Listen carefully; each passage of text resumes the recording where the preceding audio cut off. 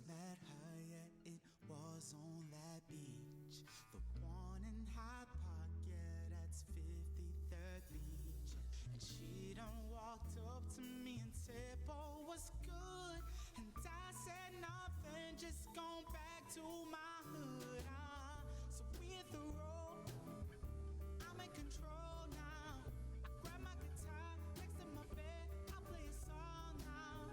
The guitar is working, can tell that she wants me, but she done messed up, said I'm the one. Baby, love me in November, 'cause I need the summertime. Said love me in November, 'cause I need the summertime. Chicago summertime. Love, you make the sun slow down when I was in it. Yeah, we see, touch me, I know I was winning. Yeah, we hit the road, and I'm in control now. Grab my guitar next to my bed, I play a song now. The guitar is working, can tell that she wants me, but she done messed up, said I'm the one. Baby, love me in November, 'cause I need the summertime. So love me in November, 'cause I need the summertime. Chicago summertime. Say I need. Say I need. Don't you need. Say I need, yes I need. Chicago summertime. Say I need. Chicago summertime. Said I need. Chicago.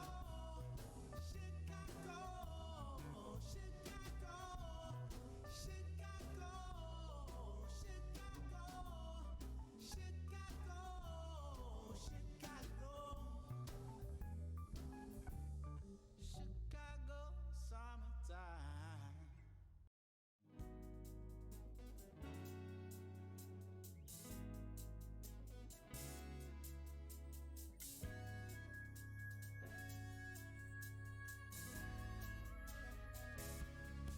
I was walking on a fine line, tiptoe dancing, girl, just know I'm vibing with you. Want you touch on me, feel on me, trust when you love on me, girl, just know I'm vibing with you. I ain't gonna say when you came my way, and I don't wanna waste your time.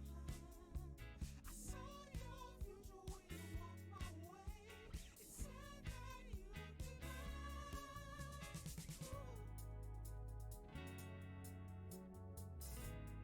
You'll be my baby, yeah. Said that you'd be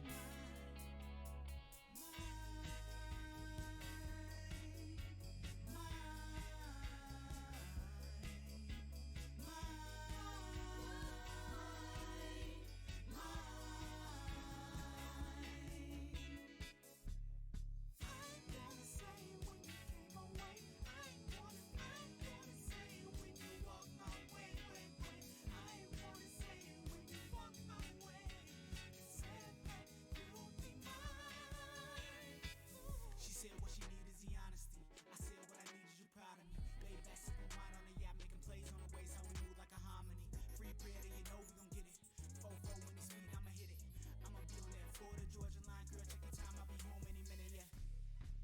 On the fine line, tiptoe dancing, girl, just know I'm vibing with you. Welcome to another episode of Rivals on Bikes. We're so excited to be here with y'all, playing in what will be our final episode of the Corrington Crew Saga. Everyone, let's go around, just say hello. Hello. Hello. Mute it. Hi. Good job. Good job. Yeah, we're all back. We're excited. It's going to be a good episode. For folks who haven't seen us or don't know what's going on, watch the previous vids. It's going to be the easiest way of understanding what's happening. But let's go around and introduce ourselves for the folks who just want to say hi. Let's kick it off with Brandon. Hi, everybody. I'm Brandon Stennis. I'm playing London Lancaster. Pronouns for both me and London are he, him.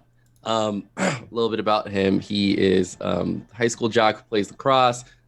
He's a classmate of Latia's character and cousin to Tanya's character.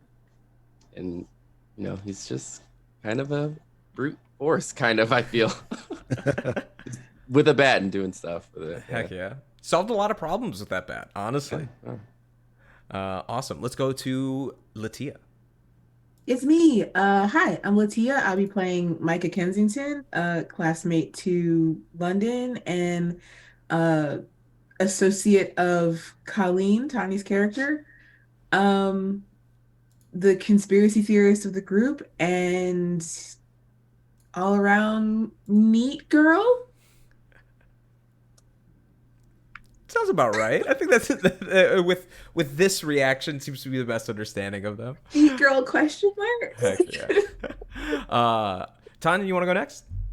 Sure. I'm Tanya Secretier. I'm playing Colleen Fouché, the only adult in the group, I think, who is just basically like, y'all figured out her secret last time that she might be involved with the Rivals techno gang, and she basically has all the cool stuff in her house. She's Batman, and was like, well, this happened quickly last episode, so let's see what happens. And her pronouns and mine are she, her. Awesome. Let's go to Sharif. Hey, this is Sharif. He, him. I'm playing Clyde Rutherford, young parent, peach enthusiast, and now possessed baby daddy. Like, I don't really know what to call myself now, but we gotta see what happens, because man, that ending was something else. It was a good time, and we found, or maybe gained, more questions than answers in the last episode. But that was all my doing. Hi, I'm the DM of this game. I'm Masood Haq, Marood Boy on the internet. My pronouns are he, him, and yeah, I've been running us through the wonderful game that we're playing right now, Kids on Bikes. We're doing our own Rivals takes on it, and we couldn't have done this without our sponsorship. So we're sponsored by Blue Microphones. All of our audio equipment that you see us using today was provided to us by Blue. So if you're trying to inspire the audio ambiance of a divine aura or an infernal vibe, know that Blue Microphones can provide the tools you need. And I'll truly, from the bottom of my heart, thank you so much to Joel and the folks at Blue. This game has been really fun to run, and them giving us that opportunity was super dope. Let's do a little bit of a recap as we go into what happened. So, do you want me to recap, or do you all want to go around the room? Let's you do it. Okay, You do it, because that was creepy AF. So I think it needs to be all you. Perfect. Wow. I'll take that. To keep the creepy vibe. So, as long as you start off with that same screech. No, Oh no! not the Willem screech. we can no. what's it It was called? incredible. Add the clip back in. You can link onto it. You can find We'll it. put it in post. There you go. But it was really dope. Last week, you all had finished the previous session sort of uncovering this spooky ritual that kept the land fertile in Corrington, the reason why it seemed to have the growth that it did. And where we left off right before last episode was you all pulling up to the fall festival, gearing up to rescue April, Clyde's daughter, who had been taken as the final sacrifice in this worship of Baal, the ancient god who was responsible to the bounty that had been gifted to y'all in defiance of his sibling Mott. And so you guys arrive, and the first thing you notice is one of the previous, villains of our story, a leaf person, a plant man, was waiting at the edge of the grounds looking at you all, and it made its presence known before disappearing, and you all had to walk in, and as you guys were walking in, you encountered visions of your past, history, and memories from moments that had occurred in your life that were just those. And along the way, you also found DJ Sparky, the local DJ of WZYT, the Zit, playing music that pops for Corrington. And you were talking to him, trying to get him out of the festival before he was attacked by Mayor Noah, or at least a leaf person composed to look like Mayor Noah. You know that Mayor Noah had been caught up in the sacrifice earlier, so to see him there was something off-putting. And between a standoff that left DJ Sparky as hostage, our very own star athlete London Lancaster came in with a home run, saving DJ Sparky's life. From then, you all made it into the Corn Hall, which had transformed since the last time you all were there.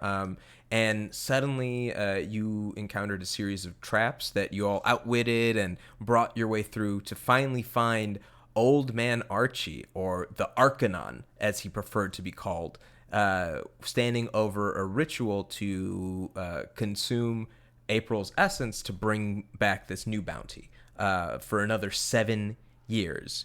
In order to stop the process, you all got into a bit of a scuffle and were able to outpower the Arcanon.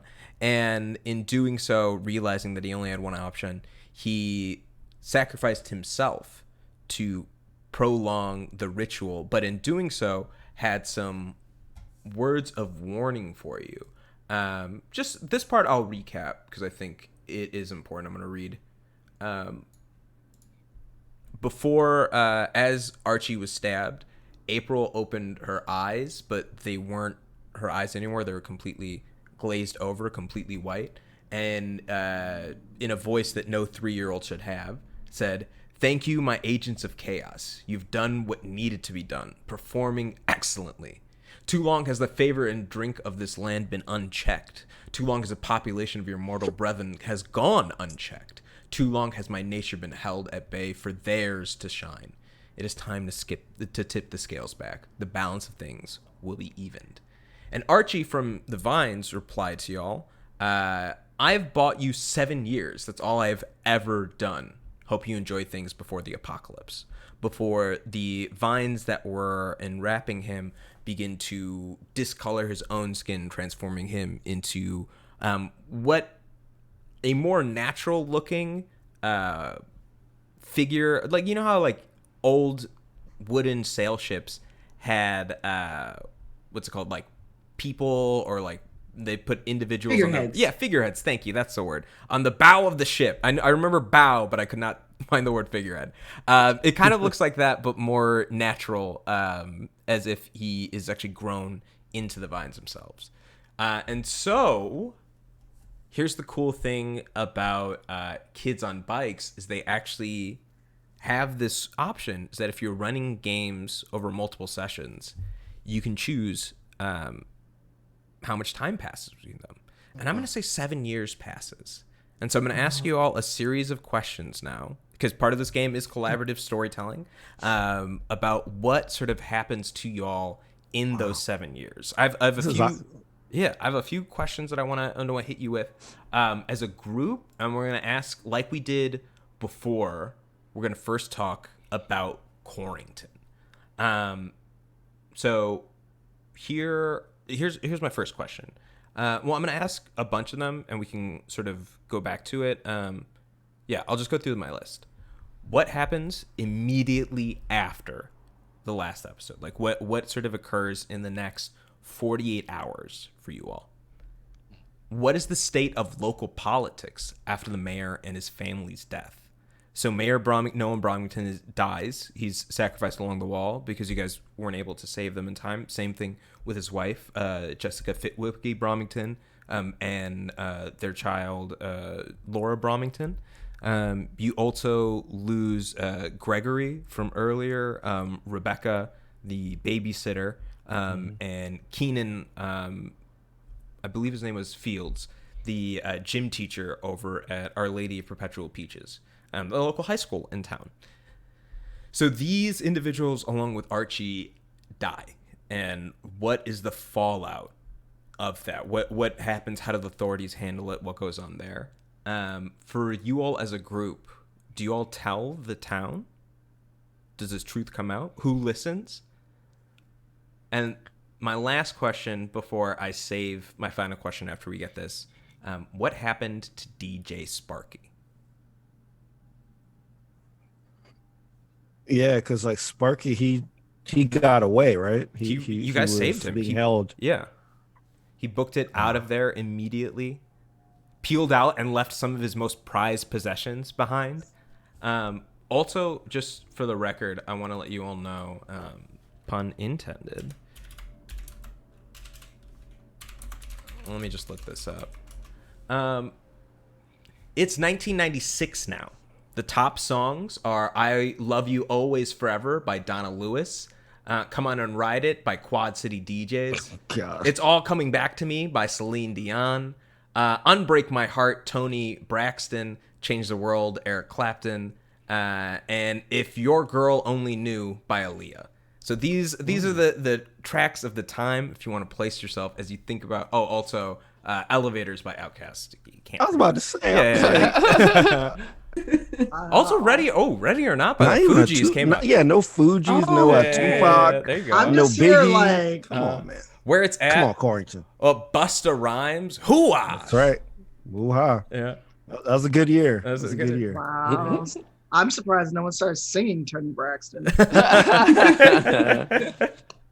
Oh man, so this sort of all this stuff is going on. It's been a wild 7 years. Let's sort of go down the first couple lists and like ask. I wanted to just read them all out for you so you know, but let's work our way down. What happens immediately after? So in the next 48 hours, what occurs?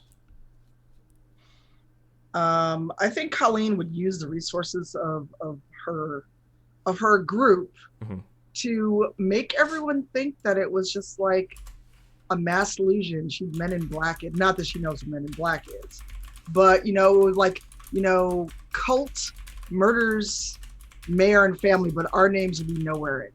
Like we would not take any blame. We weren't there.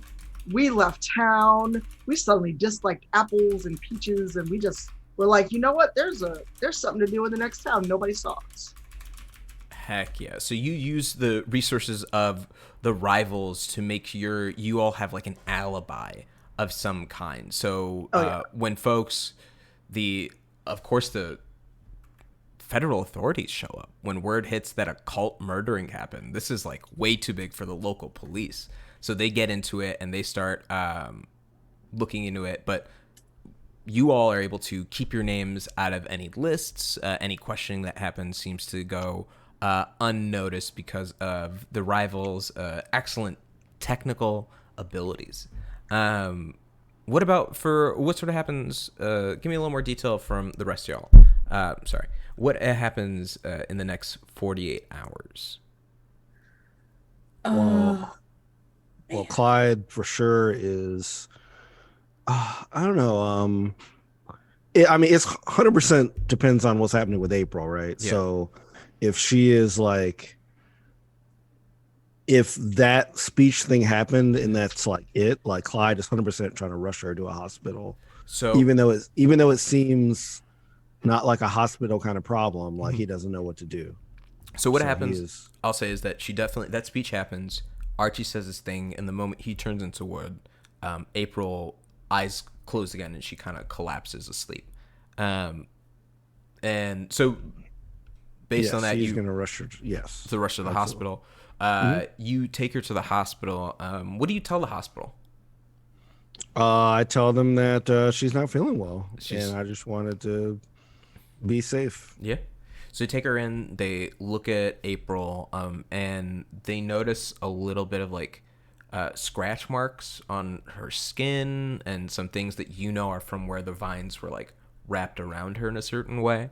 But you mentioned that she was playing outside and like kind of got tripped in a bush and used her wrist to kind of protect her.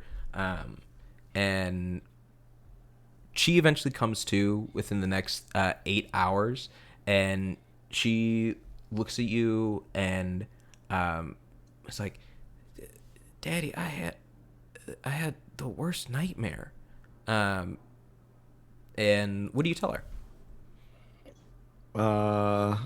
I tell her, it's okay, April. It's okay. We all have bad nightmares. But I'll be here for you always. Am I in the hospital? What happened? Yeah. I'm just. This is just a place where people go when they're not feeling well, and you weren't feeling well. I wasn't feeling well. Oh, okay. Okay. And so you don't really tell her what occurs, No, right? Absolutely not. Perfect. Micah, what happens for you for the next in those like 48 hours? What occurs? I'm probably sticking with Colleen for most of it. Mm-hmm. I don't. So outside of this 48 hours, I already know what's happening, but like I think I make sure. I also make sure London. There's a Lincoln in the house. That London gets home safely because I don't know. I don't think anybody wants to be alone after this, so I just kind of want to stick with everybody. Yeah. I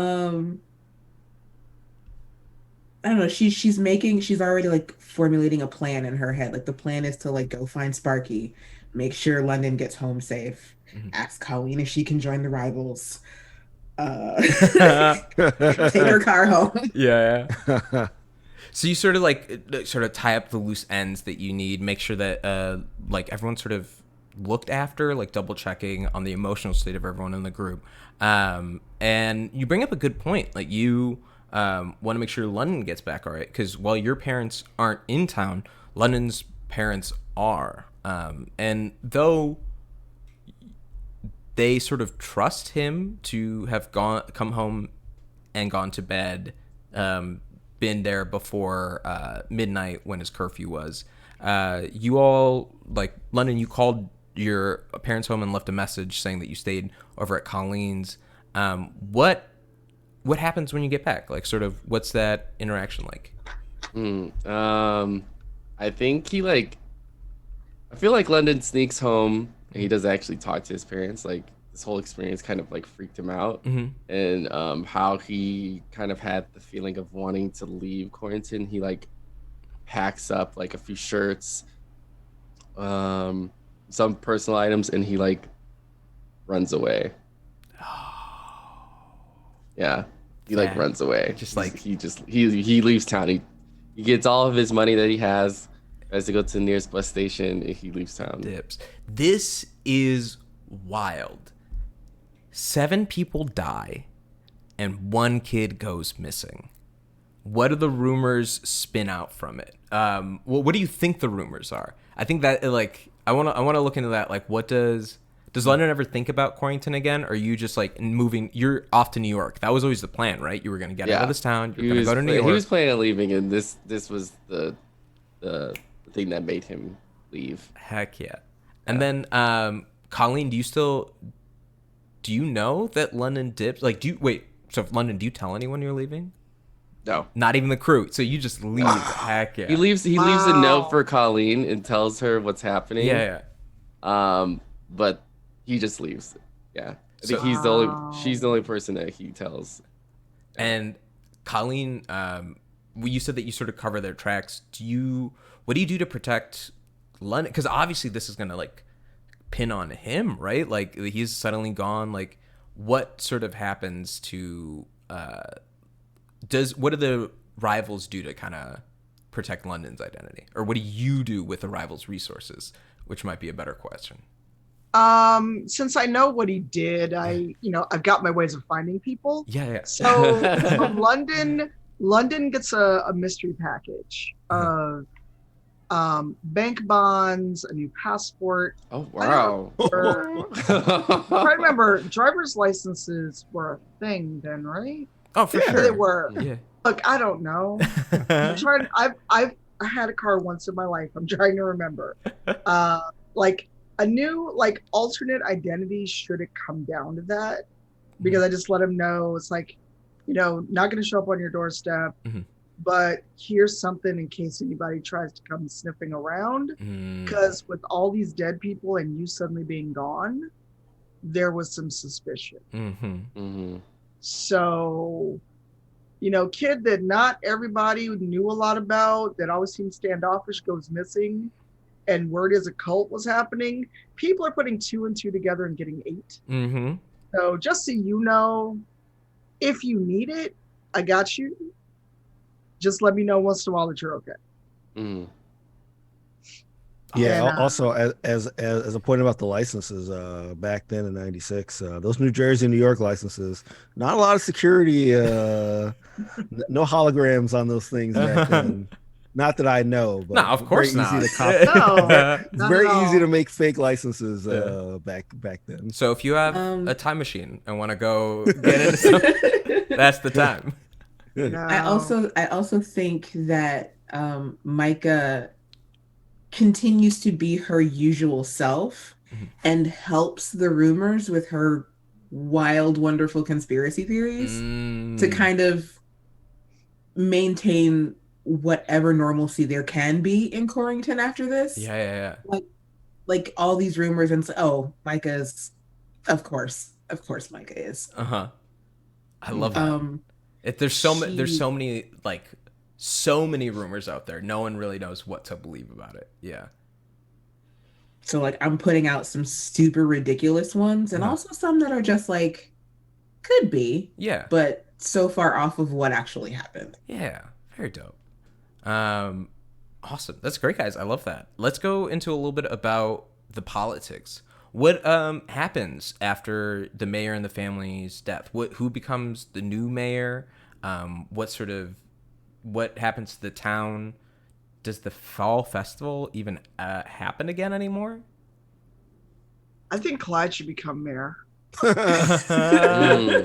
Well, how about this? How about the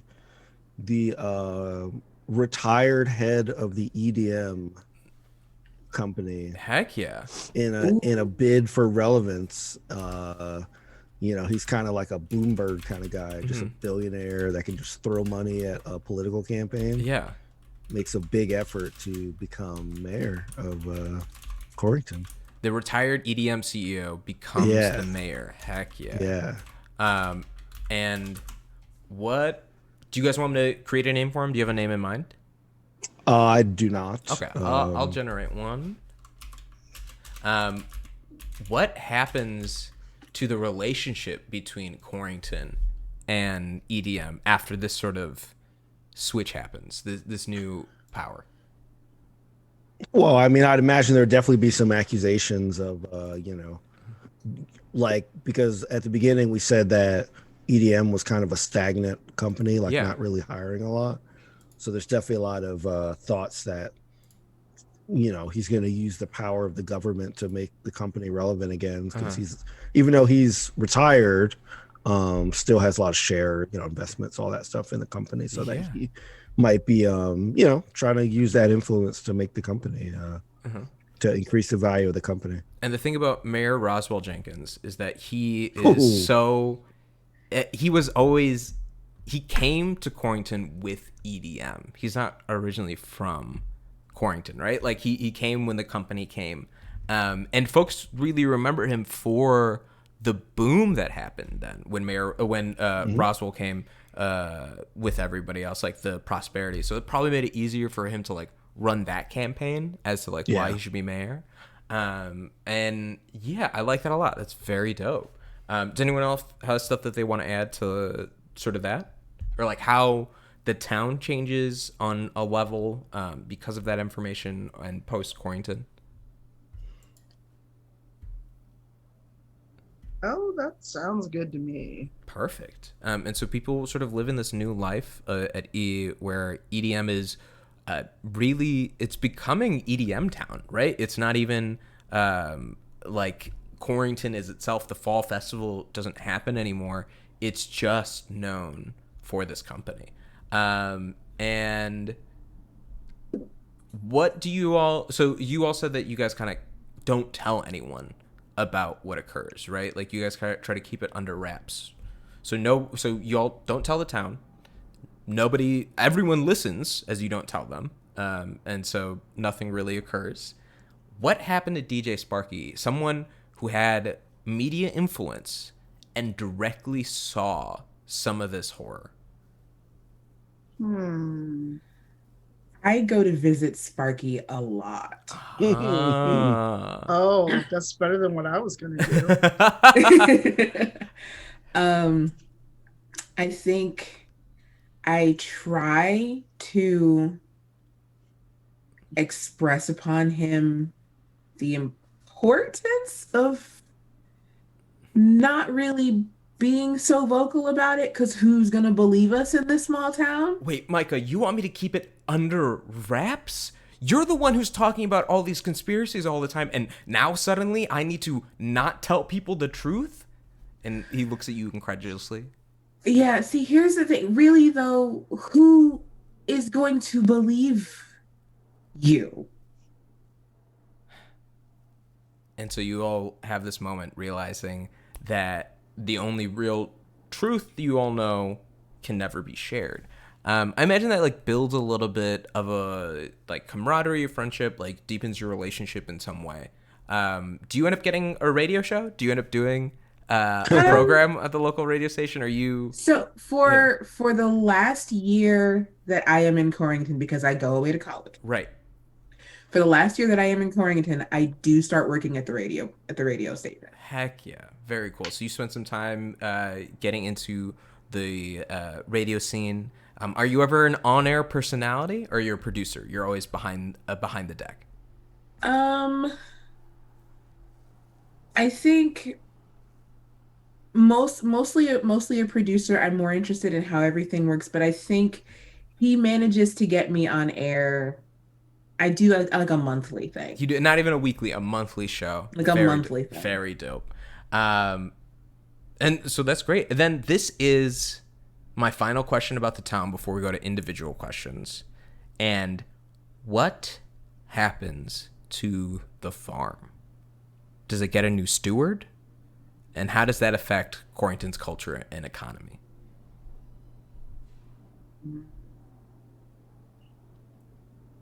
Clyde, do you take it over? I can't imagine it's being like I know it's like the lifeblood of the town. Yeah. But I don't know. I feel like with this mass murder that happened below it, I think it might be like this is quote unquote. I think I don't know. I feel like it might be repurposed, or maybe since the new mayor has, if we can say he's been successful, using his political favors at getting EDM back on town, maybe the Peach Farm has become like sort of a. I love this. It's like a. Like they still honor it. It's a rent, but it's more like going to like a historic, like a museum. Well, like a historic. I love this. The farm itself is 10,000 acres. So, of course, all of it doesn't disappear.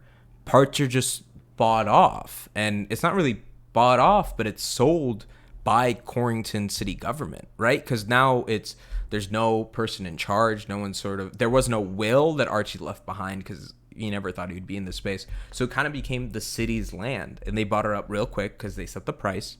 And they were able to then sell off portions of it. So there's still the historic area, which leaves Corn Hall, the original building, still intact. But the other places end up being sort of taken and repurposed to different, originally parts of EDM, but then as a bid to get in more commerce and just like flow, because now it's about like Corrington's growth. Probably like a strip pops up somewhere in there, and you find like a bunch of like little shops that come to it. Some larger chains.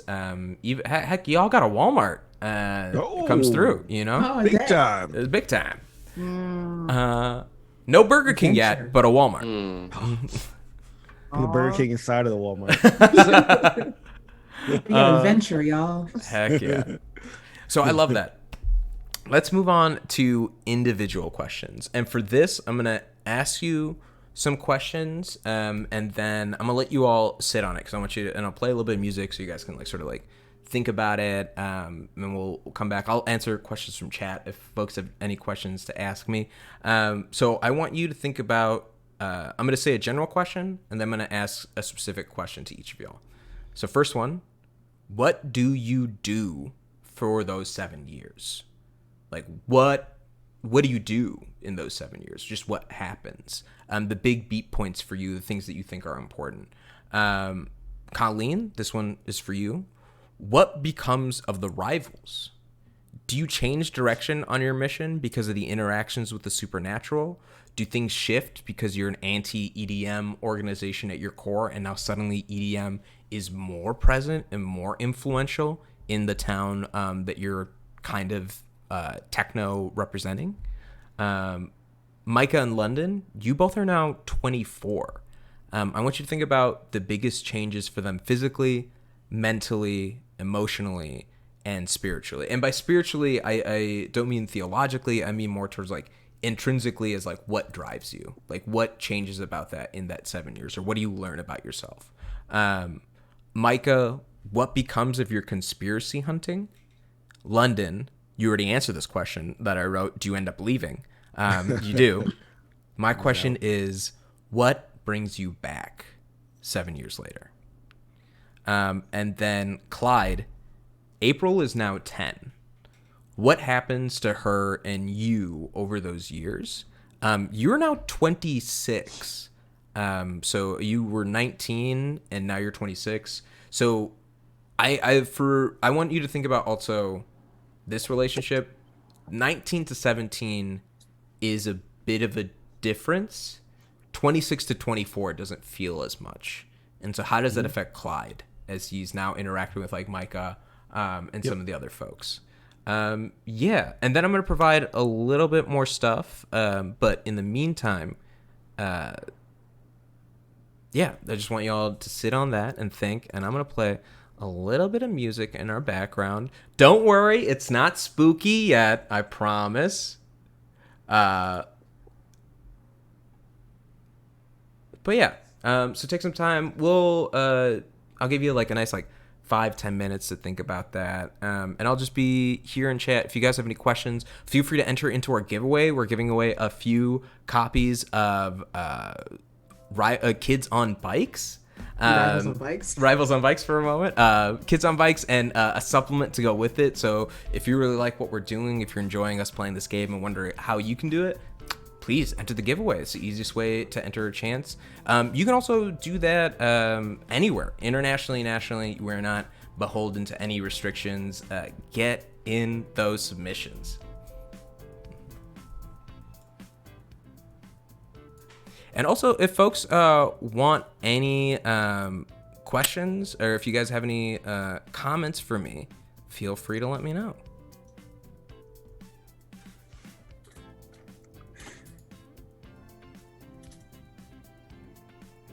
I'm just trying to think of what we were up to. Goodness.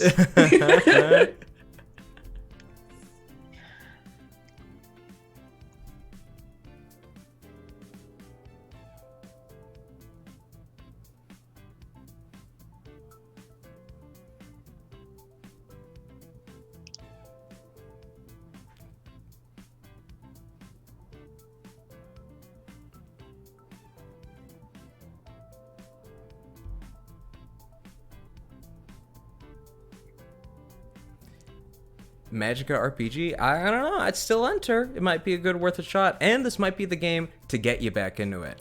For me, I really love it. You can talk, and if you want to know a little bit more about this game, specifically, you can go onto our YouTube. We have an interview with the creators, John and Doug, talking about the system and what it was like. So you can find out a little bit more, which might be great to do after you submit and you're waiting for that book to arrive. Do a little pre-research. By the way, once again, I just want to shout out thanks to Blue for sponsoring us. We really love that we're able to do this. It's a fun game, and yeah, really appreciate their support.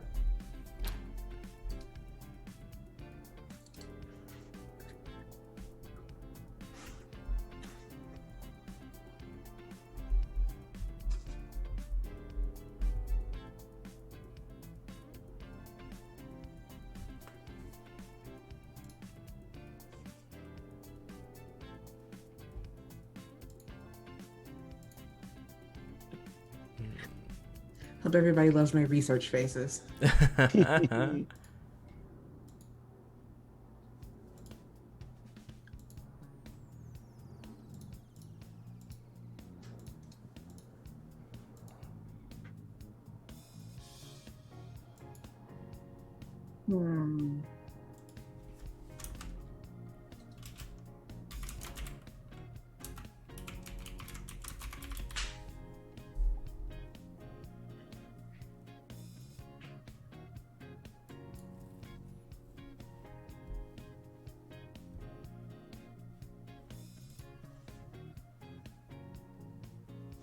It is a very chill stream. Thank you. I you know, after last week, I wanted to give a nice respite, some time to relax ourselves.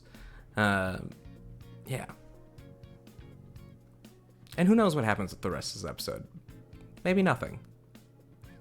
Maybe everything. Maybe everything. So whenever your DM says that, worry. Me? A liar? What? It's not like I win every game of Among Us. What? See, now that means I don't want to play that. No, I wish I was that good at Among Us. Oh man. We should do Rivals Among Us. That's probably the only way I'd play it. That'd be such a blast.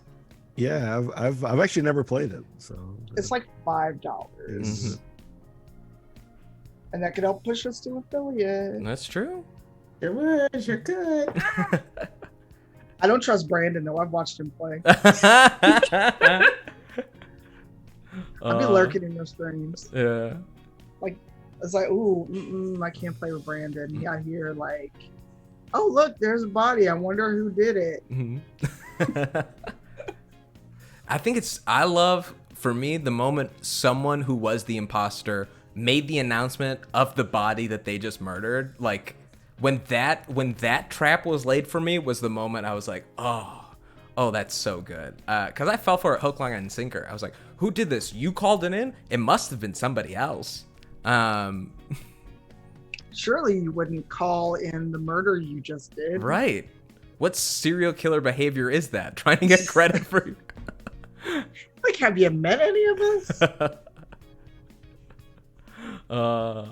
Awesome, y'all. I'll give you another just like 3 minutes. Feel free to add anything y'all want to add. I forgot what the questions were. I was too busy researching what Micah did in college. Yeah, let me read them for you. So for Micah and London, well, for you guys both have this question of like, what was the biggest changes about you physically, mentally, emotionally, and spiritually in those like 7 years? It is a period of transition because you guys are moving. Particularly, I'm asking you all. You're transitioning from being teens to adults, and so like, what does that look like for y'all? And then Micah, you specifically, what happens to your conspiracy hunting? Like, how does that change? Does it change? And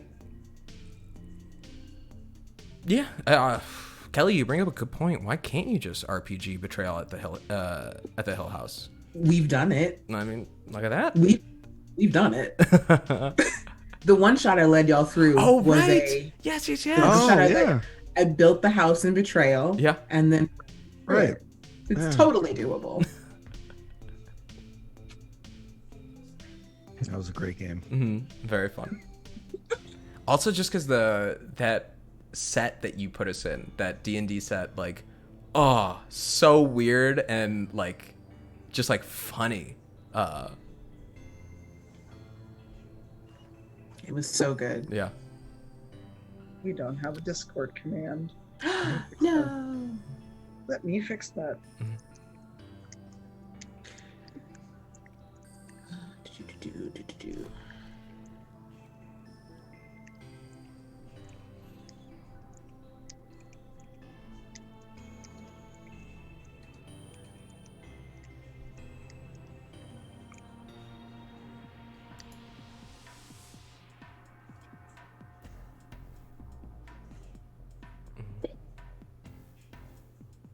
And then this last one is, I'll ask you all, do you do any research on Bal Mott and how it relates to Quarrington? Like, do you all still, how prevalent is that 7-year timer on you? Mm-hmm.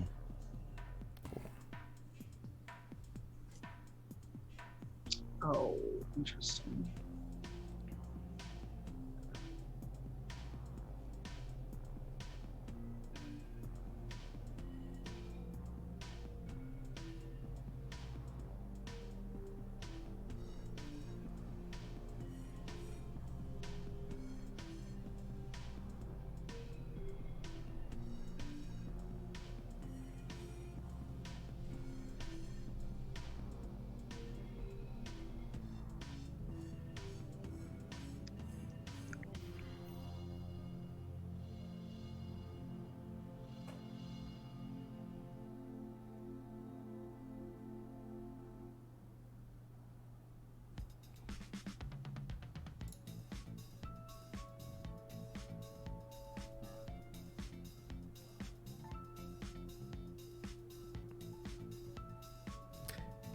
Y'all feel good to hop back in to chat with what you guys came up with?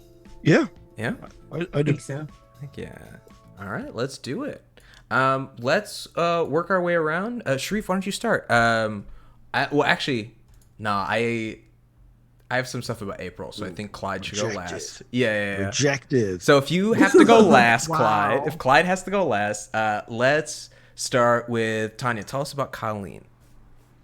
Colleen actually used what she had with the rivals, and she kind of expanded the network as technology got better. Mm-hmm.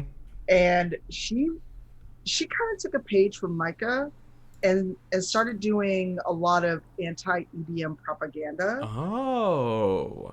because it was like, look at this. Uh-huh. They moved into our town. We had a horrible mass murder, and they just conveniently started buying parts of that old peach farm. Mm-hmm. Mm-hmm. You know, one of our favorite sons has left under mysterious circumstances. Don't you question what EDM is up to? Who benefited the most from Love the this. fall of Old Man Archie's farm? Yep. EDM. Yeah. I Yep. like that. Yeah. Yeah. Very cool. Let's move on. Is there anything else you want to add? And that you're now like, we said you were like 24, 25. I'm almost 30. So yeah, No, I'm yeah. 32. You're like It's 7 32, years. 31. Do you tell people you're Yeah. still almost 30, or is it like is Colleen like no? Colleen doesn't Black seem. don't- Yeah, Black don't crack. They don't know how old she is. So, But also, like, Yeah. you know, she's just out there, and people still wonder why she's there. yeah. Because the peach farm is done, the festival's done. Uh-huh. She really has, on the surface, it makes it seem like there's no reason for her to stay. Yeah. So she takes a girlfriend, Uh-huh. but people don't know anything about this woman because, like, she just showed up and is starting to be seen around town. Yeah. So it's kind of like almost like Bruce Wayne and Selena Kyle. Okay. Awesome. And so, does your girlfriend know about the rivals, or is this like? Oh, she's part of the Rivals. I see. She That's runs how like our East Coast division, it- but our internet, like we've got the best internet we can possibly get. Oh yeah, out in Quarrington, you have access to it all. Heck yeah. Yeah, we Very we cool. had got the premium dial-up. What is what is her name? Do you want me to come up with one? No, I'm gonna give her the name Tiffany. Tiffany. Cool. So Tiffany, other rival member, is there sort of doing stuff with you all, your girlfriend. You are seen about town. I think this is interesting because we already talked about how the Fouchés had been sort of a figure point of Quarrington for a long time. I think it doesn't seem unreasonable for people within town to come to you to try to run opposed to Roswell Jenkins. Like there's some people in the area who start up a camp. Like who could beat Roswell? It's got to be like truly a daughter of Quarrington, Colleen. Yeah. And do you take them up on that? Do you try being? Do you run for office, or do you just like I do best where folks don't see me in the spotlight? No, because she's not going to concede to the man. She would never run for office. Because like the rivals would probably take her out. Even if they can see it's like kind of like modern day politics. Yeah. Trying to infiltrate from the inside, they would never forgive her for basically conceding to the man. Yeah, I see that. I was trying to get you some real Bruce Wayne energy, and I like this yeah. Like she's like the anarchist Bruce Wayne, where she's got all her money and she doesn't need to do the corporate thing because a board is not going to tell her what to do. Exactly. I like that. Heck yeah. So it's just you and Tiffany just doing what you guys get up to while existing in Quarrington under the guise of just, living in this place. Yep. Awesome. Let's move on to Micah. What happens with Micah in this time? So Micah finishes high school and she goes to Columbia. She gets a communication degree with a minor in parapsychology. Oh, I love it. So the conspiracy theorism mellows out. Yeah. Into okay, what's really happening? She finally learns fashion. Doesn't buy off the mannequin anymore. Yeah, no more off the rack for her. I like so she finds like her style. I like that. Yeah. And then she comes back because her family still does live in Quarrington. Like the house is still there. Yeah. Her parents, when they deign to come home, still come home to Quarrington. Yeah. But she comes back every summer to check on the town, catch up with Colleen and Tiffany. See Clyde. Yeah. She's absolutely interested. Like there is a mental timeline in her head. And she is counting down. I like that. So she would be one of the ones. She would be looking into any information about Ball and Mott and trying to see if there's anything like side of Quarrington that is affected by them. But yeah, and then she probably runs she's got a show on the university radio station. Nice. So what's it called? You have this inner timeline running, you're thinking about what's going on. Give me a brains check of, let's say you have 7 years just sort of think about research. So I'll give you, it's going to be a lower difficulty. Give me a brains check of 10. Okay. No modifier. I've got some adversity tokens, so I'm going to pop those in. Heck yeah, go for it. So that I've just made it a 10. Nice. So you bump up to a 10, and I'm gonna talk about this in a moment, because I want to ask one thing first. You talk about how you catch up with Clyde. You talk about how you catch up with Colleen, but you go to Columbia. You're living in the city. Do you connect with London at all? And London, do you connect with Micah? Well, this is kind of part of the backstory. London, he's in New York, and he spends a year, traumatized about what happened. So he completely changes his name to Jackson, to try to start a new life, as this person. But he ends up, he ends up getting into drugs really bad. Oh no. Yeah, and then it's the 90s Quaaludes, dude. And then he ends up living on the streets and homeless. Wow. Yeah. Oh my god. So That's tough 7 years, man. It's tough 7 years for London. He learns a lot, he experiences a lot, and kind of stumbles along the way as he's sort of finding himself. Yeah. So if you end up homeless, is there, like, Micah, do you end up finding this out about London? London, like, yeah, do you all ever interact? Wow. Okay. Would I have known that? No, I will say maybe I did know, because if I hang out with Colleen and Colleen knows he went to New York, I would say that I would be looking for him. I won't know where he is, but I'll be looking out for him. So if I found him, I'd help him for sure. So yeah, I'd be looking for him. Just to make sure that he's okay. The great thing about this moment is, like, we can choose. It doesn't need to be if. Like, you tell me. Do you find him? Yeah. I would like to. Hell yeah. So, London, you're a little bit down on your luck, and somehow, in some way, Micah, you're on your way to class, and you know the person that's there who's kind of napping. You know that individual, and it clicks. And so, sorry, Jackson. What does that look like as you guys start to become like friends again, or like build this sort of connection to truly a part of your life that, like, you ran away from, the scary everything that was wrong? Maybe I feel like maybe Micah one day sees him, probably doesn't recognize him, but maybe, like, in a way gives him a peach to just see if his mind, like, clicks back into that. I have a question. What's up, Tanya? Yeah. So are you just do you think people just walk around with peaches in their pockets? What the? It's like, if Clyde isn't any example, it's not an actual fruit. It's a like a stress ball? No. It's like a peach cobbler. That doesn't make it any. I know.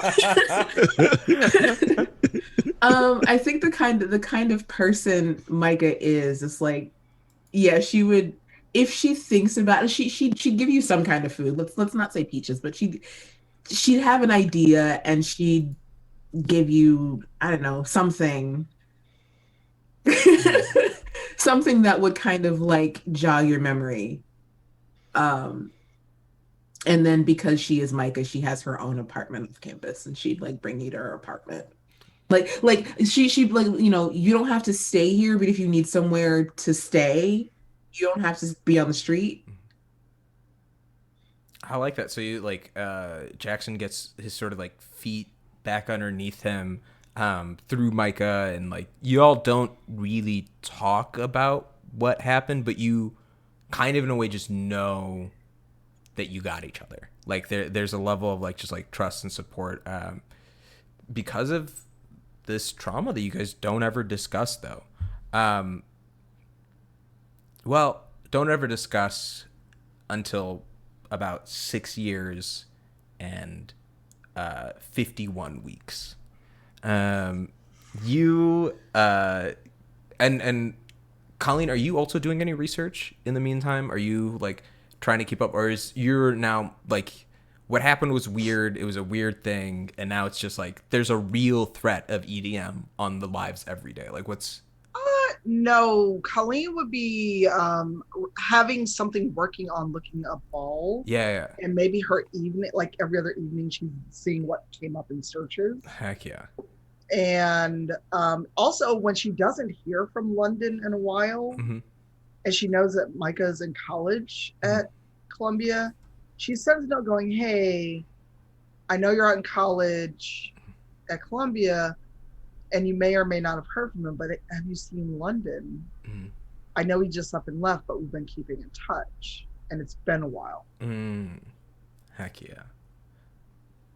Colleen would get a message from Micah one day that's like super cryptic. It's just like, "Lost package recovered." I'd be sitting there like, you know, you're not a spy. There's right? no need for this. Like, you can It's just. not at all. I promise you, we're like, this line is secure, dude.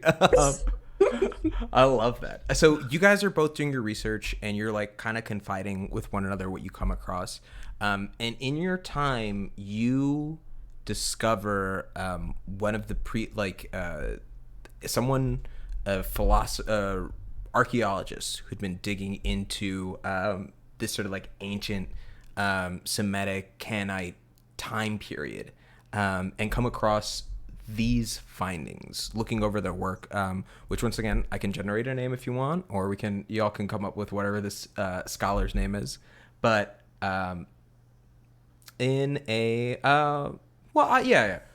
Sir, he's a British chap named Bradford Bollocks. Sure. Wow. Yeah. Bollocks. Please don't call me that. Is that like his catchphrase? So you're looking into this Oxford scholar who went on a recent dig in that 7-year time span and is discovering a little bit more and more information. And you are able to pull up a recording of one of his conversations where he talks about his findings. And in it, he adjusts his glasses and he begins. Now, the main story of Mot, or Death, is in Ugartik. He is known as the son of El, and according to instructions given by the god Hadad, or Baal, to his messengers, lives in the city named Myri. A pit is his throne, and filth is the land of her heritage. But Baal still warns them that you not come near to divine death. Now, this phrase is very particular, divine death. Lest he made you like a lamb in his mouth, and you both be carried away like a child in the breach of his windpipe. Fascinating. Now, Hadad or Baal seems to be urging that Mot will come to his feast and submit himself to Baal, but there's a bit of miscommunication on that. Death seems to send back a message to Baal and says that his appetite is that of lions in the wilderness, like the longing of dolphins in the sea, and he threatens to devour Baal himself. In the subsequent passage of this finding, Death seemingly makes good his threat, or at least is deceived into believing he has slain Baal. Numerous gaps in the text make the next portion of the tale obscure, so a little bit is lost to degradation and time. But what we do learn is that when the sun stopped shining, or shined more brightly, it can be interpreted either way. Its goddess Shapash joined the Baal's sister Anat in burying him. So his sister and Shabash and Anat joined together with Mot to bury Baal. Anat then comes upon Mot and seized him, splitting him with a blade, winding him in a sleeve and burning him in a fire, grinding him under the millstone and throwing remains in the end of a field for the birds to devour, trying to truly kill Death. What we learn is that Baal's father dreams that Baal is alive, and sends Shapash to bring him back to life because the land has become dry. It needs its fertility again. And 7 years later, Death returns. Mot comes back, seeking vengeance and demanding one of Baal's brothers to feed upon. A gap in the text is followed by Mot complaining that Baal has given Mot his own brothers to eat, the sons of his mothers to consume. A single combat breaks out between the two until the son, Shapesh, unbraids Mot, informing him that his own father, El, was turned against him and overturn his throne as it continues. Mot concedes and the conflict ends, or so the text says. And that's the end of Bradford's sort of delve into a little bit more on the background of Mot and Baal. And as you guys are thinking about it and you're sort of going through this research, what brings you to arrive in front of Cornhall 7 years from the previous incident.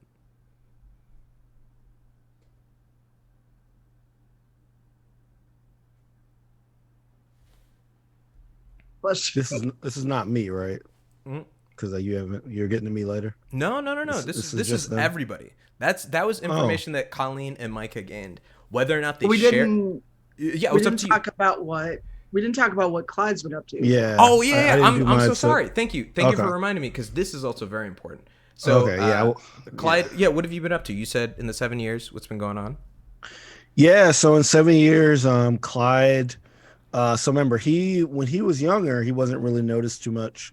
When he came back with April, he finally started getting some notice. So now he's a bit afraid to get close to people, because he had this first opportunity of kind of opening up to people, and this horrible thing happened. So he starts to basically, in the past 7 years, he's been moving from small town to small town, trying to see if there's a similar, he's basically trying to like see if this whatever leafy evil which is what he calls it, the leafy evil, exists in these other small towns. So he moves to a town, he sort of tries to scope out the like politics of it, and any local things. Of course he's selling peaches as well, of course, so has a bunch like before they shut down the farm, he hoarded up. So that's kind of how he's getting money. So he is, I have a question for you real quick. Yeah, what's up? Do you advertise these peaches as coming from Corrington to drive sales? The haunted peaches.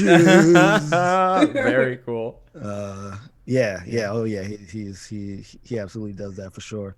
So like he doesn't move too far away. He just kind of goes in the periphery of Corrington, because he's trying to basically track and see what this thing truly is, because even though he feels like April is safe, he doesn't want this to happen to anybody else. Sure. So he's and like as soon as he feels like he's getting too known in a town, he like moves out to another one. That's I appreciate bringing up April, because let's talk about her for a little bit. That's kind of a pretty rough transition, like in those 7 years, to kind of be moving as constantly as you are. But you all stay close, like like through it all, it's always the two of you. From her 7th birthday on, though, you begin to notice something. Plants lean to her as she walks by them. On her 8th birthday, you notice they protect her. Once she fell out, she was climbing a tree, and she fell out, and that, you just trimmed that bush. You'd like trim the hedge to be further back, but suddenly it's as if it extended and softened her fall before she landed. On her 9th birthday, you see her having conversations with your peach trees, just like talking to them as she normally does, but it feels it feels like a conversation, because the leaves almost seem to be rustling in the gaps of her questions, of her statements that she listens to before replying. And then on her 10th birthday, what happens? Oh man. So on our 10th birthday, I am, it's a big birthday. I'm trying to get her what she really wants. So 1996, say I'm trying to get her a Nintendo 64. Oh, is that I was like Super Nintendo's Nintendo 64? Yeah, I'm trying to get her an N64. Heck yeah. Things are sold out all over the place. But I'm trying my best, so I'm trying to surprise her with a N64 for her birthday. She has, when you get it, she opens it up and she has that moment, Nintendo 64, just like screaming at it, having a blast. You see the peach trees, for whatever reason, like kind of shake a little bit outside, almost as an excitement. You guys have a moment and when you put her down to bed that night, she says, "Daddy, thank you so much. I love the gift. I it's exactly what I wanted. Now I can play Super Mario all night. Thank you." Well, not all night, but I'm glad you like it. I'm glad you like it. Dude, I sure wish these consoles had parental controls. That'd be very useful. She chuckles a little bit, looks at you, and kind of grabs your hand and says, Daddy, I know you've been looking into some of the scary things that happen ever since my nightmares that, I don't know, Dad, they feel like more than nightmares. And I can't help but feel that we need to go back. Go back? Back to Quarrington? Why? There's something, I don't know, the leaves tell me that the peach trees, they keep saying, only I can stop what's going to happen. Only I can be the one who's going to protect us. There you go with the leaves again. You're always talking about the leaves. Daddy, you just can't hear them, okay? They're my friends. They know what's right. They protect me.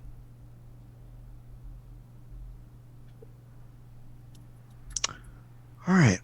If we go back, it can't be for long.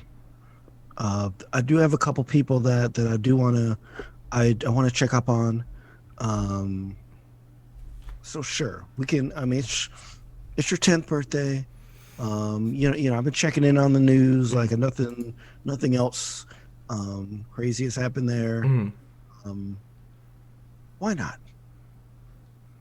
And so you make your way back to Quarrington. You've got April with you, and you all arrive. It's somehow you guys end up in front of Corn Hall.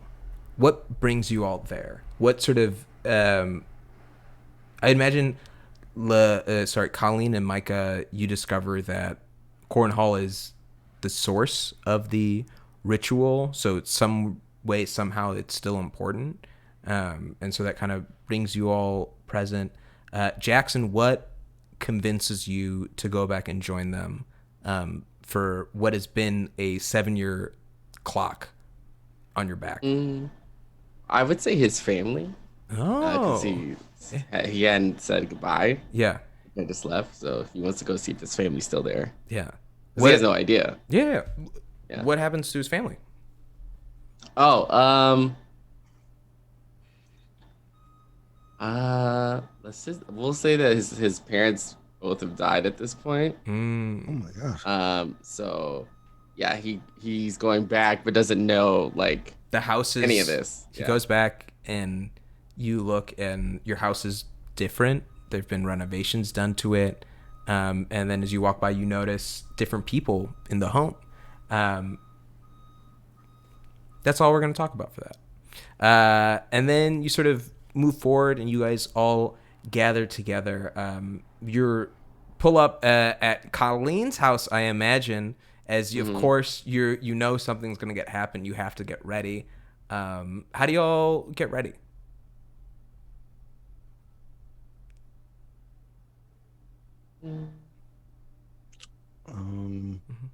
Find a good old bat.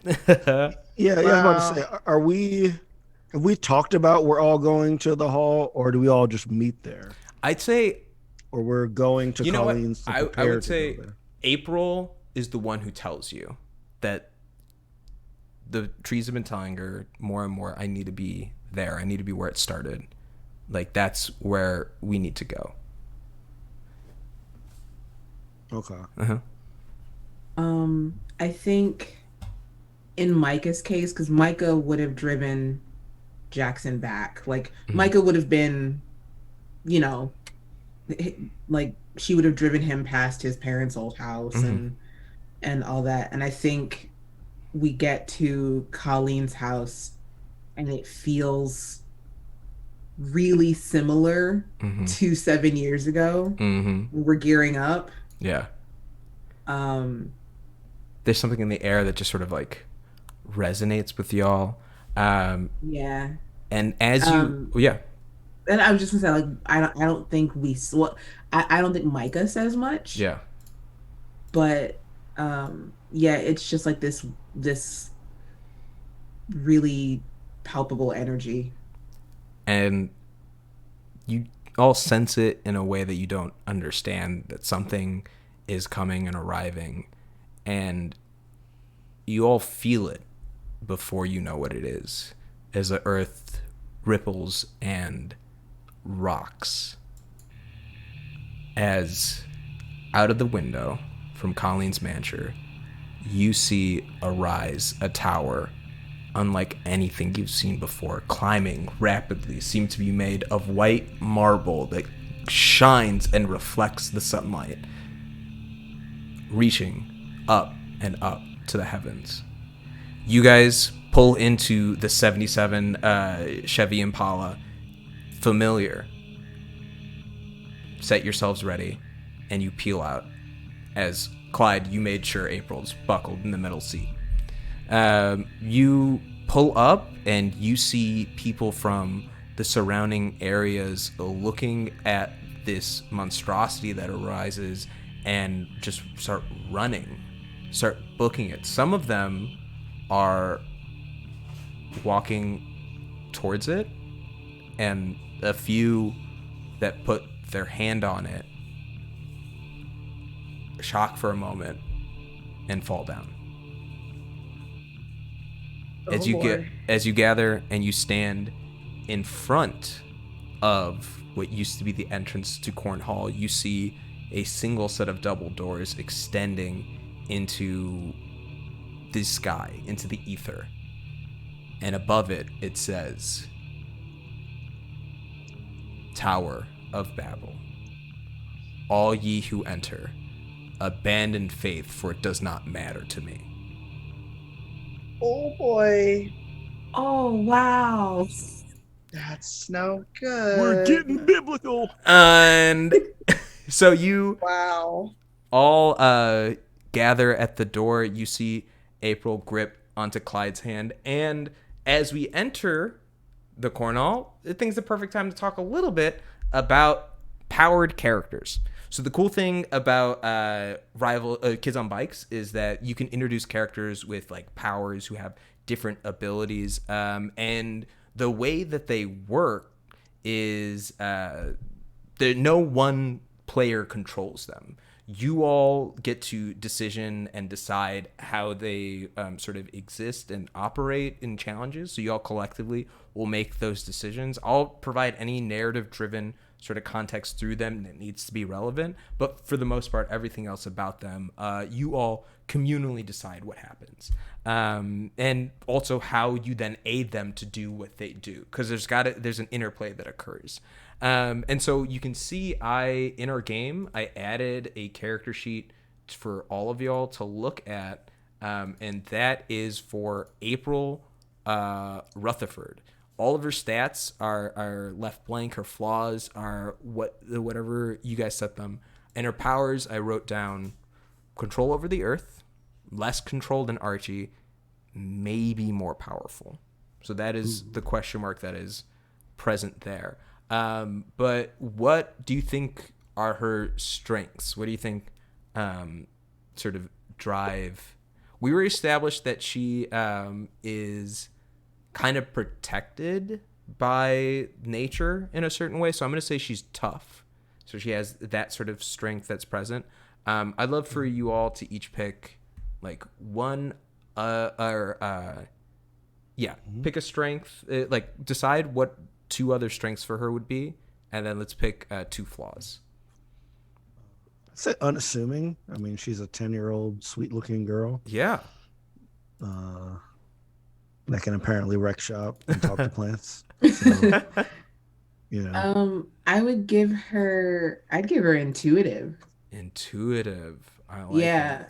'Cause it feels like a lot of it is she knows. There's a pull of what needs to be done.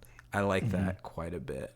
Heck yeah, are you guys comfortable with that, Tanya, Brandon? Anything else changes you? I'd add protective. Protective. Cool. Too. Brandon's in my brain. He stole my idea. Very Out dope. of my head, Brandon. Well, then I'd love to ask you, what would be a flaw that this 10-year-old has?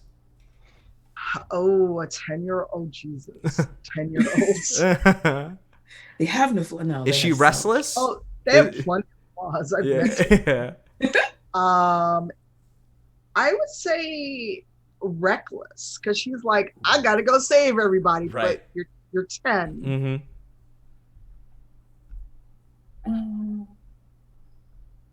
Mm-hmm. Kind of a weird question. What does prim mean? Prim, like, I think prim and proper is kind of like, I've always heard the phrase together, so it's like kind of like, oh, I do things by the book. I'm like, yeah. So like somebody that can't adapt to a situation, kind of. Yeah, absolutely. Okay. She's not flippant. She's not Yeah. flippant, but Wait till those teen years come out. Yeah. yeah, I was looking for something that looks kind of like, well, I guess reckless kind of covers impulsive. Reckless. I mean, disobedient might be in a similar way. Yeah. And remember, flaws are for you all just to like, as you describe or think about how they'd play. Like, that's the character. Like, how would they'd interact? Yeah. How about clumsy? Clumsy. Yeah. How about she's a bit of a klutz? Like, for sure. Like that tree caught her for a reason. Like, exactly. Yeah. Like she was out there trying to do the most. Cool. You know, Plants are sick of saving her. Yeah, exactly. God, if this kid wasn't the chosen one, my God. Yeah. No, she just like forgets to tie her shoes and trips over her shoelaces, and then a plant comes and braces her fall every 5 minutes. That's great. Restless. Okay, restless sounds good. Like her need to get here. Like, I mean, it feels like, I mean, maybe if you hadn't agreed to come back to Corrington, she would have found a way back. Yeah. In that sense. Yeah. Yeah. I like that. I think you're right. With the intuitive nature comes that restlessness. Like, I have a purpose. I gotta be there. I like that a lot. Very cool. And then, what is her best stat? Fight, flight, brains, brawn, charm, grit. I'd say, I don't know. Charm, maybe? Yeah. Imagine that she's like super cute. Like she's super cute. Yeah. It's great. I mean, that's my baby. To you, of course, it's charm. You know, she say hospital. You know, of course it is. Yes, that's true. I melt. You melt. Inside. Cool. I'd say her charm's probably a 20. Let's say because she's a 10-year-old, her brawn is her smallest stat. Just how physically intimidating she is going to be the lowest one. I'd say, what do you think gets the second highest, grit or brains? Or is it flight or fight? You know, let's not pigeonhole ourselves. I don't think it's grit. I was thinking fight. Fight? Oh, she's tough. She's got like powers. Like she can do stuff. Yeah, for sure. Let's make her fight. That sounds absolutely right. And then let's order flight, brains, and grit. I'd say give her flight the D6. Okay. Because she's still 10. Yeah. So does she have a D10 brains or a D4 brain? Or a D12 or a D10? No, sorry. A D10 or a D8. That's where we're at. D8. D8 for brains and a D10 for grit. Mm-hmm. Heck yeah. Awesome. That is April Rutherford. We can fill in a little bit more as you all want to add and develop, but I think her backpack is her abilities and what she has, and that seems okay with you all? Mm-hmm. Awesome. So you all now are able to control April. That character sheet is for y'all to decide how you want to use it, in what ways. So there's that present. And now, as you guys pull into the tower, you see a staircase rising upwards, going on for almost what appears to be infinity. You just see a bit of light at the very top. What do y'all do? I'm going to hope that we were smart enough to bring torches or flashlights. Why we have torches in 1996. But look, plants, fire, Yeah. it could work. I'm coming from an immigrant background. My parents sometimes still call a flashlight a torch. Like, grab the torch. And so, like, I hear it, and it's in my mind. It's the same exact thing. Like, 100%. Right. Yeah. But like, my brain also goes, but Dragon Age, a literal torch. A literal torch. Yeah. One of each. Yeah. Why not both?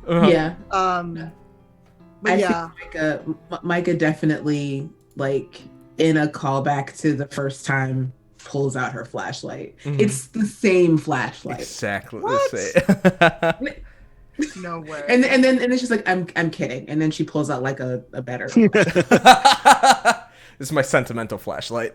right. This flashlight has the memories. Heck yeah.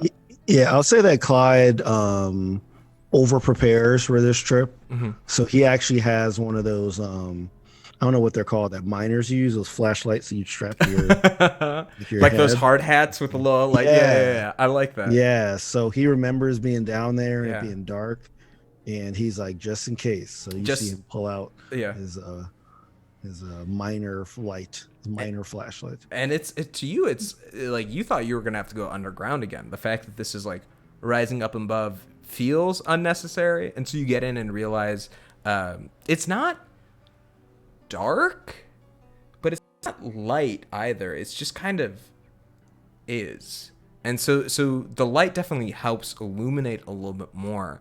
And as you guys sort of swing your lights around, you sort of look at the staircases leading up. Anyone can give me a grit or a brains check of 8. I'm rolling brains.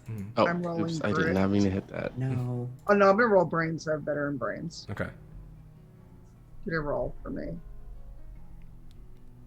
I didn't hear the Badook noise. I did not hear it either. We're gonna wait. Oh, you know why? Because I'm smart and didn't hit the rest of the button.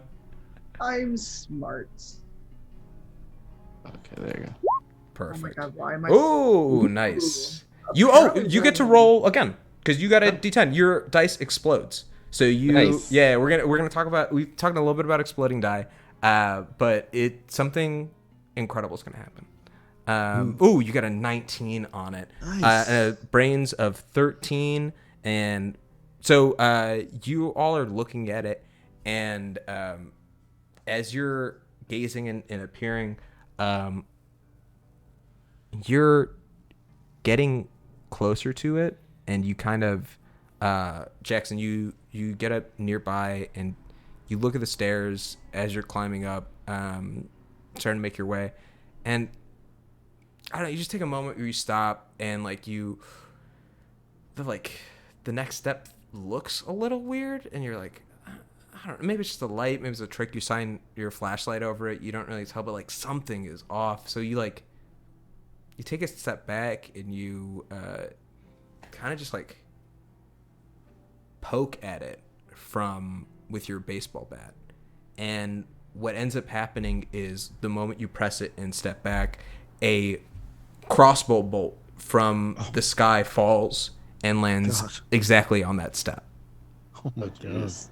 And as you're looking, you see and you realize, because your die exploded, you notice a little it's hard to describe, but it's like a drawing of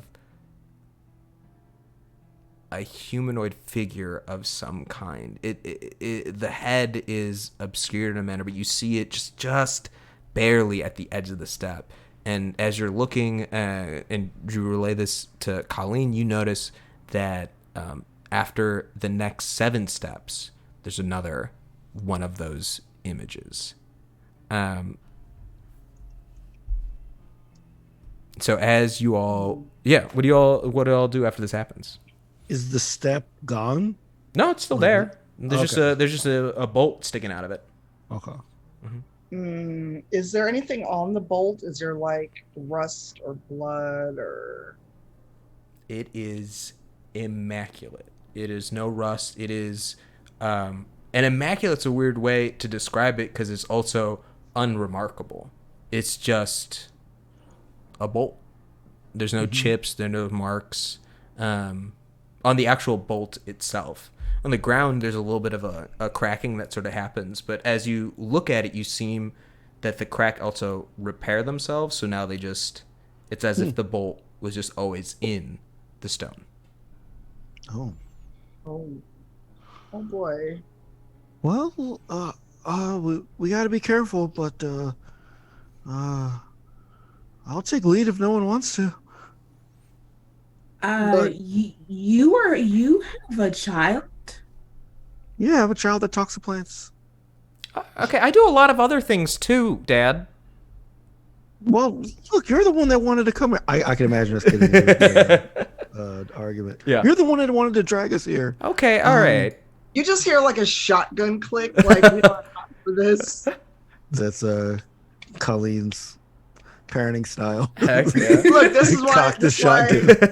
that's why Colleen ain't got no kids. And so you cock the shotgun, and everyone remembers that whatever this conversation is happening right here, it is stopping you from getting to the top of what you imagine where everything's occurring.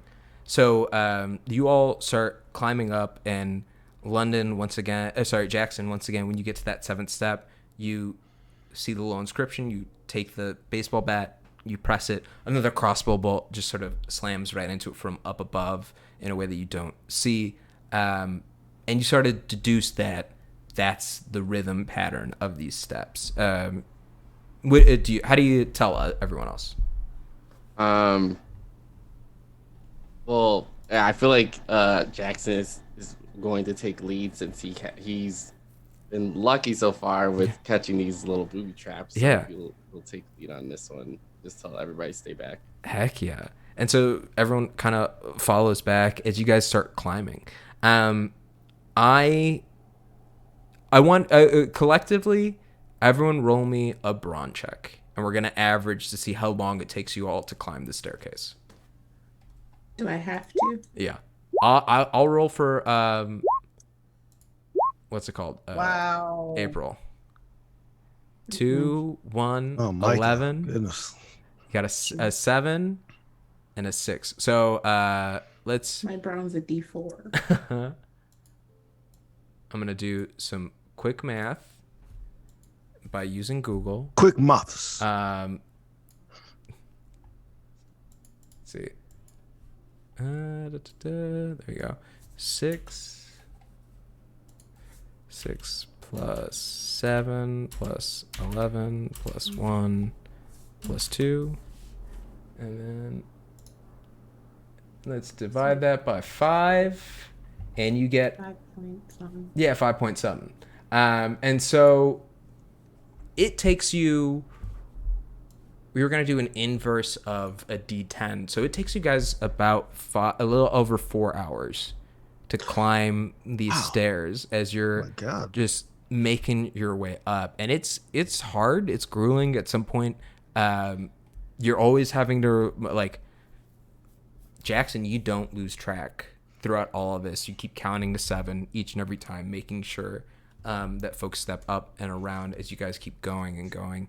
And what do you all talk about as you guys are moving your way up?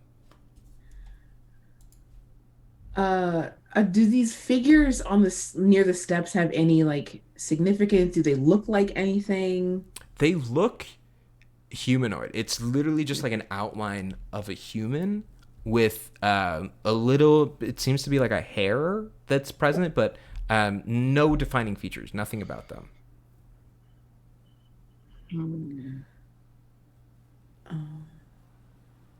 Well, I'm occasionally handing people water bottles. Yes. And I think just kind of casually sort of mentioning the research that Colleen and I have been doing for the last 7 years. Yeah. And kind of catching up with April because when I come home for the summer, well, no, you've been traveling. Yeah, I've been But traveling. but I will take this opportunity to catch up with April because I think the first summer I came home, I was very excited to see April, but I was very sad to discover that you had left town. Sure. And so you guys are just chatting. You're catching up with April a little bit. You guys are otherwise just sort of making your way up, climbing. And eventually you begin to see that light get closer and closer. And as you get it, it gets to be so bright, incredibly so, that the next thing you know, as you almost seem to step through it, you're on a platform looking down on a staircase that seems to go on forever. Above the platform, right at the center of this spiral sort of staircase where it sits, is a stone, what looks to be a stone soldier holding a crossbow with a series of strings leading out down the steps.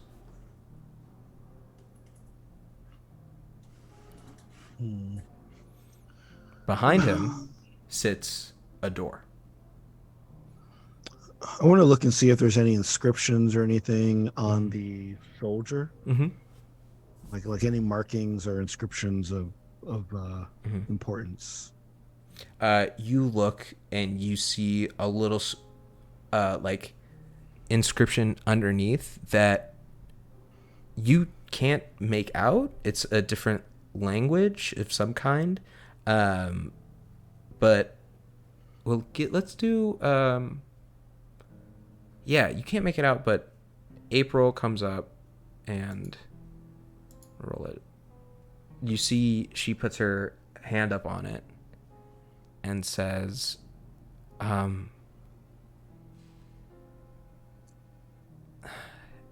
think it's a story of when I don't know, this was a bad man. I think he conquered and took land and became mighty through his violence, and all I can hear is seeing him raise his crossbow into the sky and shooting off a bolt. And when it fell, it was covered in blood. And he said, "Look, I've killed God."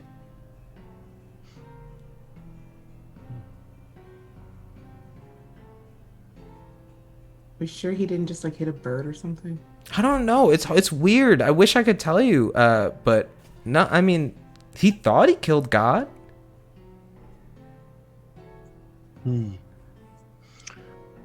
Oh, I know you're better at this cryptic stuff than I am, but I just can't make anything out of that that I think we can use. Okay.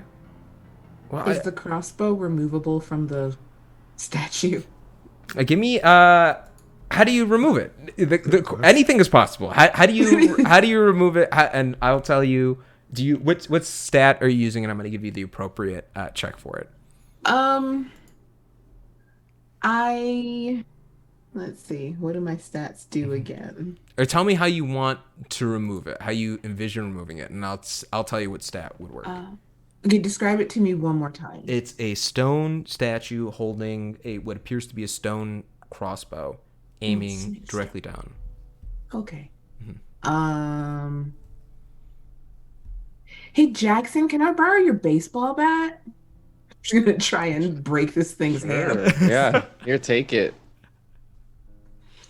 So yeah, I'm just gonna try and like. Go brawn it. Yeah, yeah, that's gonna be great. Okay, cool. It is stone, so I'm gonna tell you the check is gonna be it's gonna be like a 12. Okay, it's not gonna happen. Can we help her? Like can we collectively help her? Yeah, absolutely. Tell me that could lower the check. How do you collectively help as you all try to like wrestle the crossbow out?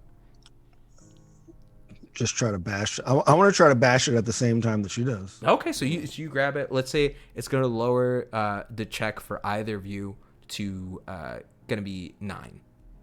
Okay, great. Still not gonna happen for me, but that's okay. If they fail, can I try to just shoot the statue's arm off? Yeah, absolutely. That I'm gonna make that be a fight check, but let's roll. If that is your plan, so you pull out your shotgun. You're ready. You're aiming at them. I'm gonna be like, duck. So let's see those rolls. I got a 5. It exploded once. It exploded once. That's good. That's good. And you got a 5. So with the explosion roll, I'll say, because that is big. Something supernatural happens. So Clyde, you try to like wrestle it out, and Micah grab the bat and go to swing, but you kind of like stumble, and when you don't actually like hit the stone, but you like poke the crossbow and the dude, like the stone dude, with the edge of the bat. And as you see them going down, Colleen fires her shotgun at the statue, causing it to dislodge from the sort of strike force of all 3 of y'all. The crossbow falls at your feet while the statue itself tips over and starts tumbling and rolling down the staircase as you hear it go on. Wow.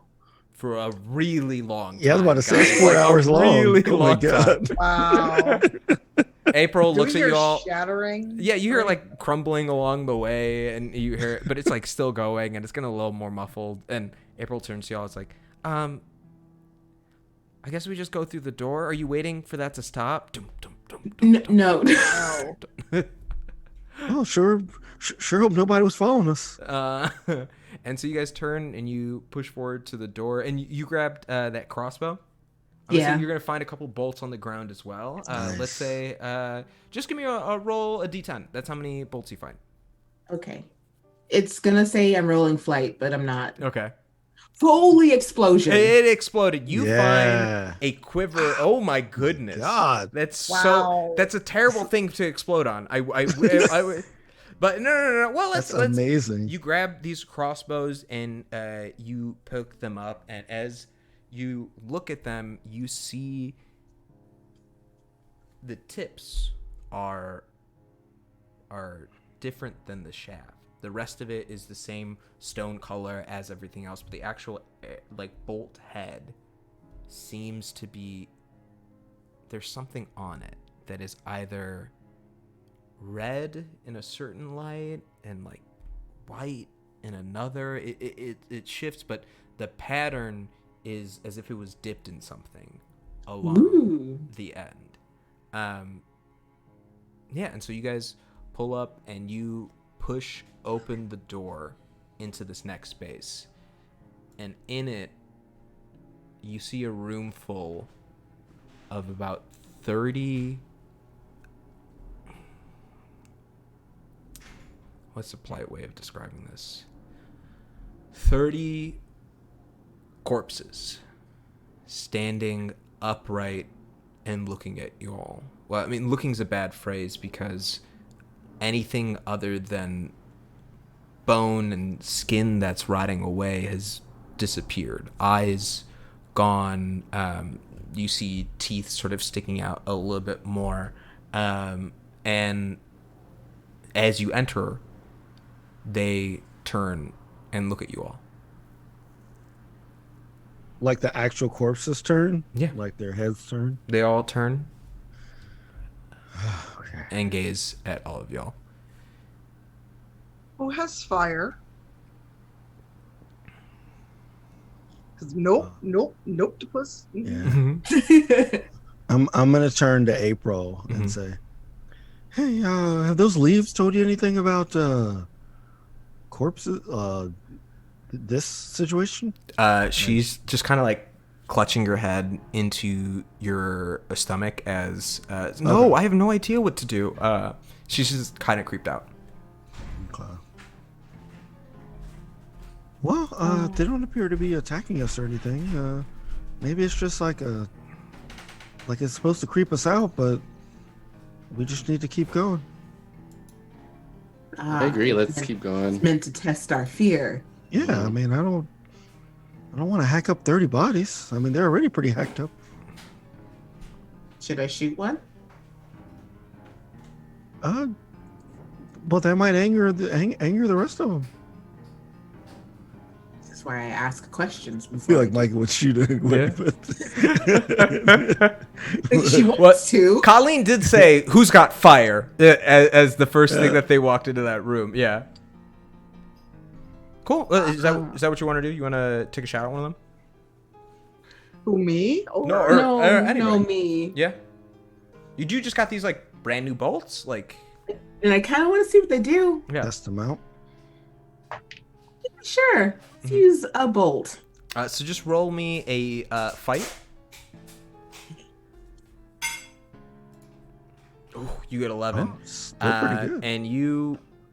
Wow. Yeah, you definitely. Oh, it exploded. Exploded again. Oh no. Oh. It Is that tied with good or yours. bad? Whoa. So here's what happens. You ready your crossbow and you aim and you fire. And as the bolt shoots out of the crossbow, it circles and spins and catches in the arm of one of the corpses, who then turns and opens its mouth, and it would scream, but it has no vocal cords. There's nothing present to create sound for it.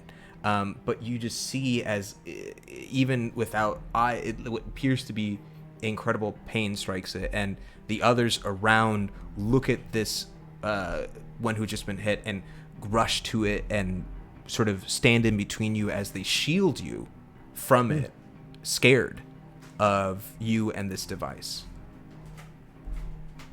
Through them, you see a door behind them. Okay. I will fit another bolt into the crossbow and I will just keep it trained on them. So you walk through, you step around, you see these corpses shuffle and raise their hands and push back as you walk and continue to the end of the door. Do any of them, I mean, they appear to be in such a state of decomposition as to make identification impossible, but do any of them look familiar? Give me a brains check.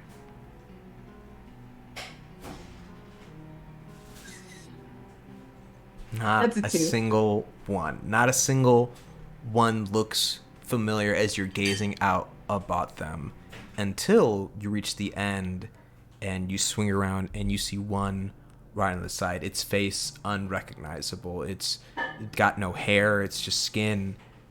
But this one still has tatters of their clothes left. And you notice Mayor Brompton's signature coat. No. Tattered coat. And he Not sees his you. tattered coat. And this is his suit coat that he always wore with his Vote for Bromington pin just right in the side.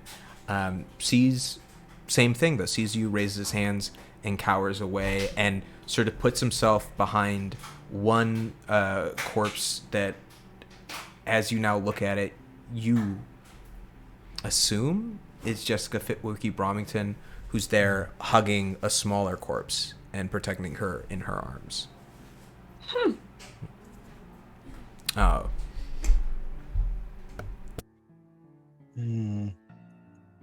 And so Yeah. Yeah, I just kind of like shuffle everybody through.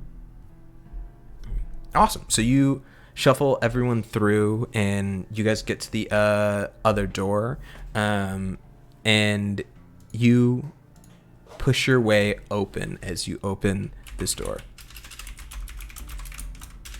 And then once everybody is through, Yeah. I tell them like who I've seen and make assumptions from that. Like,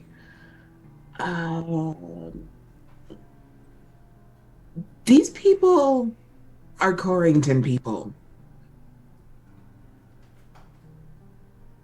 Like, I mean, I know it's been 7 years, but Mayor Bromington is still wearing that coat. Don't say his name. Why I not? apologize. It's just well, look, it was hard enough. It was hard enough for me to come back here. Just trying not to think about those people. Well, that's a little hard to do right now, Clyde. And no one ever answered who had fire. Oh, I'm sorry. I pull out a lighter. We could have burned them. I You know what? Okay. All right. We're just gonna. Well, I got it for when we come back, and if they decide to, if I run out of bolts, or if they're like, screw the bolts, I'm gonna eat your face, then you light them on fire. You know what you do with corpses? You burn them. From They shouldn't be able to move. the end of the hallway, you hear a voice. Yeah, that's the thing about corpses. They shouldn't be able to move. If anything, you could just replant them. That's what I had been doing. And you turn around and you see Archie chained up along a wall, strung up in all four directions, one about his wrists, about his legs. He's in the same clothes that you see him as an old man, but clearly standing at his full height. And you see him look at y'all from the end of the hallway. Crossbows immediately trained on him. Yeah, for sure. Nope. Mm-mm. Oh, What have you done, Archie? I did what I've always done. I made the sacrifices. I kept us down safe. What did you do after I was gone? After you made it so I couldn't do that anymore? Hi, April. It's good to see you again. Don't talk to her. Daddy, who is that? Don't worry about April. Don't worry about April. We'll take care of it. Ah, typical Clyde, keeping secrets even from those you love. Ah, I'm glad to know some things didn't change. Micah, I think we should shoot him. I think we should shoot him. Like, her finger is on the trigger. If you say that, she's going to press the trigger. Do you like? Yeah, Do you like step I'll say forward? that. Do you like take? Like that comment kind of got me, and Clyde kind of does make an offhanded remark. Like I think we should shoot him. Colleen is going to step up next to Micah Mhm. and be like, "Oh, that's what we're finally doing." So? Would it be safe to say I brought like either some kind of special bullets, or even in the time since the 7 years, like I learned to like synthesize whatever it is about the peaches that weren't from the farm into special bullets, almost like silver bullets. Yeah. But they're like rose gold colored, I don't know, shotgun shells or something. Yeah, I love that. I think you are spending your time, you're doing your research, and you see there is something chemically different about how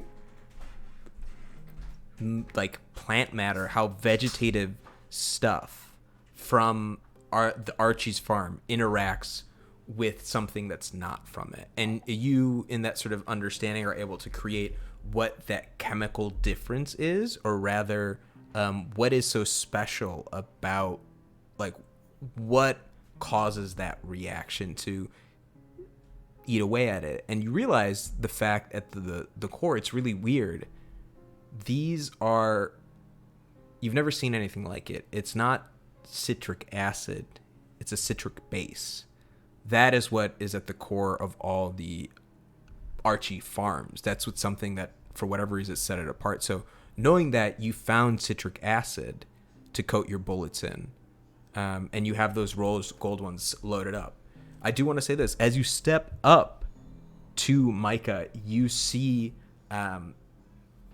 Archie look at you all and wince a little bit as the chains sort of tighten and pull as you make another step closer to him. Oh, interesting. And so as we get closer, the chains are pulling him further out. And do you want to test that theory? Yeah, I'm gonna take another step forward. Take another step, and you see the chains at his feet pull and tighten, and he exclaims and says, "Do it, just please, just run over here and do what you're gonna do. Because the longer you wait, the longer you stop. He's gonna win, and it won't matter anyways." Wait, so Ball's gonna win?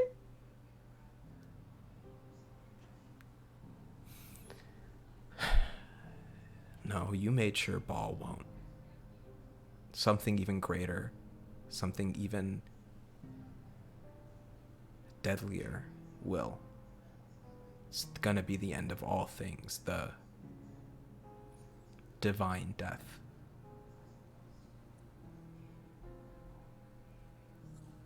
So if you're gonna do it, just do it, okay?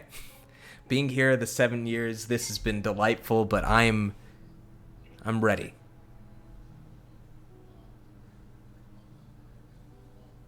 I have my shotgun at the ready, but something about this is wrong. And I turn to look at the others. Why do I feel like if we kill him, something worse is going to come out? Yeah, I feel like he wants us to kill him. I mean, he's been down here for 7 years. Doesn't look like any food or water or anything. So I don't know. Maybe this sounds kind of weird, but maybe we should just leave him here. What if we all step forward once? We'll just get pulled apart. Then he'll probably get pulled apart or strangled or something. But if he's pulled apart, he can't come back together. Can I recall what Sir Bradford Bollocks said about the divine death? Yeah, absolutely. So he talks about what the first mention from the speech was particularly about Baal's warning to his people that you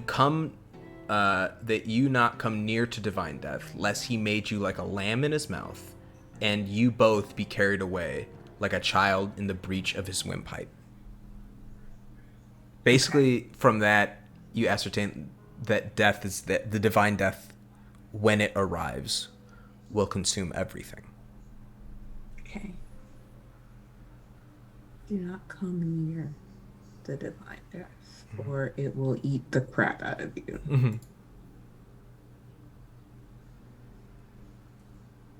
Okay. I look at... Oh, sorry. No, go on.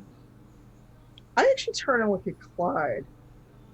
You've been living with this child for 7 years. How do we know it didn't affect you too? Well, I mean, we came back. I've been trying to research this stuff on my own. I haven't really made much progress. But April's fine. You know, she went through a very traumatic experience, and she does have some abilities that we don't truly understand. But they're all good. I mean, she's all good. So I don't think there's any negative effects. I wasn't talking about April. I'm talking about you. You see April pipe up, and Daddy's fine, okay? All he does is protect me, and he's fine, all right? I don't like what you're saying.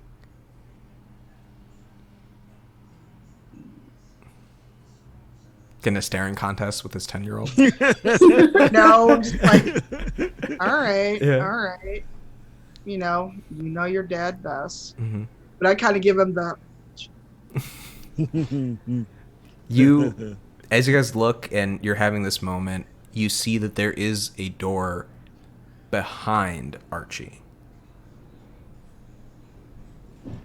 Can we get to it, or like? Yeah, we should have we to run to the door? him or go through him? The only way Something we can get to.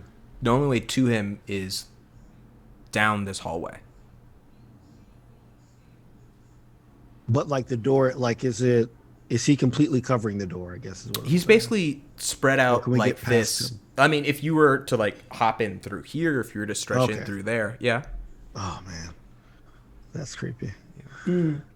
What if, like I get down to April's level, like I kneel down to April. I'm like, hey, can you do me a favor? I know this is kind of scary, but if you could just take like a step closer to that guy over there, like you don't have to go all the way over them, but just like I want to see something. Can you just like take a step up there for me, please, April? Oh, okay. And April takes another step forward, and you see the chains. Another link pulls back on all four of them. Well, that's my theory gone. I figured that there was something cool about April that like if she moved up there, the chains would do the thing, but Are there any plants in the room? Leaves or plants in the room? No, everything about this structure has been made, and that you've seen has been of stone. Well, except for those living corpses in the room behind Yeah, the y'all. corpses. Yeah. Oh, okay.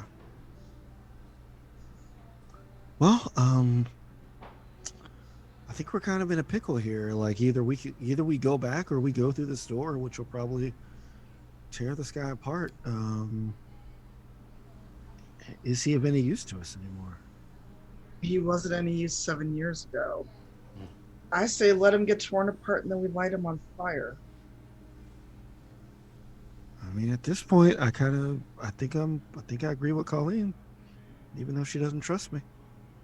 And so you all turn around, and in a silent grimace, you take a step forward, and you watch as he grits his teeth as the chains become tighter and tighter. And April, standing behind you, is hugging onto the back of your leg as you move closer and closer.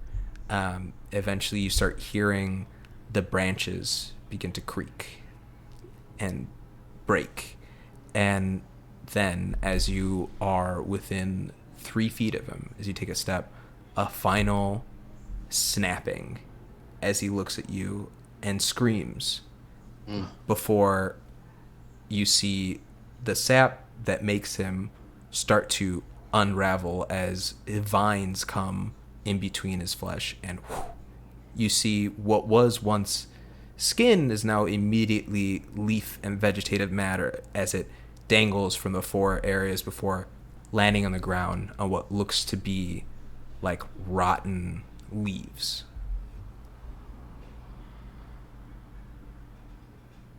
ugh. Yeah. Well, that was Yuck. disgusting. Yeah. I mean, Oh, Some- that was awful. Yeah, oh god, it smells so bad. As you guys like step over it and make your way to the final door, and you push it open, and inside you see a seat made of some sort of stone of pure white. A glass dome encapses your new residence, and underneath the ground seems to be made of glass as well, and somehow from around you are clouds everywhere, creating the same gray overcast sort of presence within the space. The chair itself gives off its own light that sort of brightens the room. This pure white stone that you think is marble, it must be, but as you get closer, you notice its design of bones being combined together to form the different parts of the chair. And upon it sits the most beautiful person you have ever seen. Hair nestling between their ears and their shoulder, with a broad forehead, a perfectly shaped eyebrow, to a face with cheekbones lifted and sharp, a chin dimpled to match those on its cheeks as he smiles at you, all holy and with genuine love. And that is what you should feel. But as you look upon this figure, you feel dread and fear grasp at you in a way you've never felt, mainly because its eyes do not contain pupils or irises, but are completely white. And as you walk closer and set yourself situated,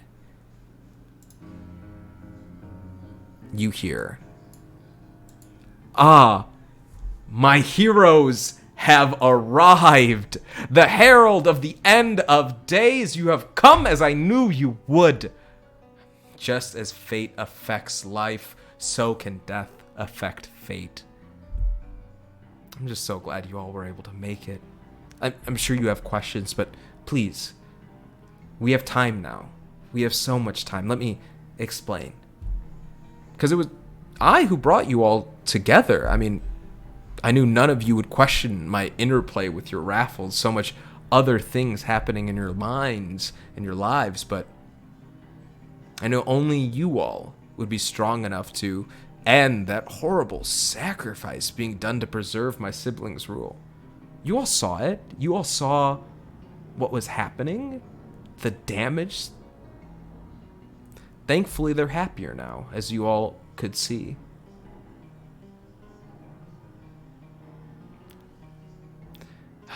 How barbaric, ritualistic sacrifice to protect the living, as if the living were so great to begin with. What do they do but beget death wherever they go, consuming and then defecating that which was once alive and precious? The living's time has come to an end. Even you all, Micah, upon seeing innocence, just because it looked different than you, decided to attack it? My God, if that's not a epitaph of the life of folks existing, I don't know what is. Now there will be only the divine death. One where sentience is removed, where intelligence, free will, where love, all the things that corrupt, that rot, that pestilence that is the soul, is vanquished, finally. Oh, that's the wrong song. That's a little too relaxed for the vibe. All of a sudden he just starts lounging. Anyways, come on, we got time. Let's go hang out. He's got a chaise lounge. Just got a chaise lounge that pops up.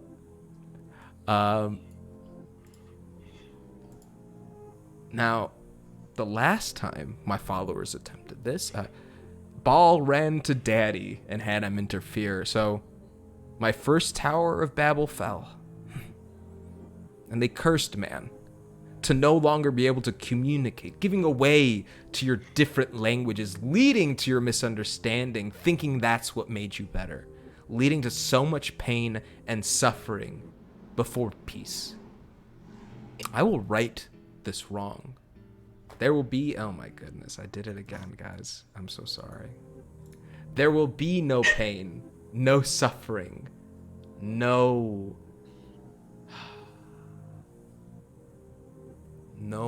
more existence. Only the comforting cold embrace of death.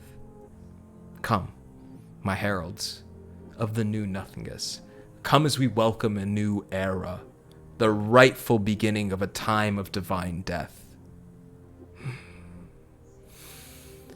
I can feel it now. We will end the burdensome existence of life, the perpetual pressure of accomplishment before your time runs out. There will be only divine death, and finally, silence. Please, take your seats. And from the glass, 5 additional bone seats emerge, raising out of it. Man. Come as we watch the start of a new era. Sorry, what? Right? I'm sorry. Is it? Sorry, I did this whole thing where I monologued. There's a lot of stuff that happened there, but no, come on, take a load off, grab a seat. We did it. You Yeah, but did these it. are like- Well these are done. They're bony seats. Like Yeah, a bunch of femurs. it's like, very clip- comfortable. The tibial makes a very nice cushion. Damn it, I hate it when the villains are relatable. The fact that you said the tibia is comfortable and then Micah said villains are relatable gives me a little bit of concern. Micah didn't say that. Latia said that. Oh, but that makes it worse. Like, what have you been doing in your off time? Oh my god! I'm not sitting in these chairs, and I turn to April and say, "I don't think we should sit in those chairs. Let's not sit in those chairs." Oh, heck no, we're not sitting in those chairs. I've just been No. waiting for someone to tell me to shoot him. Well, you Shoot don't have to him. wait for us, Micah. You were a grown woman, like you Right? you went to Columbia. You know, didn't they teach Wow. you some leadership skills there? Wow. No, I was a communications major. I shoot him. You pull up and you awesome. Give me a fight check. Wow. No. It's a 3. Okay. Roll their brawn. Beats your 3. And you see Ready the crossbow. You aim at him, and he turns and looks at you and says, "Oh, you took the God Killer bolt? You took the bow? Wow, what is it with you humans and obsessing over being so dominant, of having control over it all?" And you let loose the bolt, and he sees it coming, and he just moves slightly to the side as it whizzes by him, and it cracks against the glass, leaving a little chip in it, and he looks at you. Oh no, now I have to get that fixed. Oh well, it won't matter. Once it's all done, I can leave. Now, I believe I invited you to sit. I would hate to have to force you to. And as he says it, that feeling of dread, that feeling of nausea begins to really get at you guys. And I'm going to need everyone to make me a grit check of 7. Oh dear. Oh. 6, 3. Let's see. The last person to roll is April. Come on, April. Oh, April. Oh. And you all feel that nausea buckle your knees, and at your stomach you fall, and you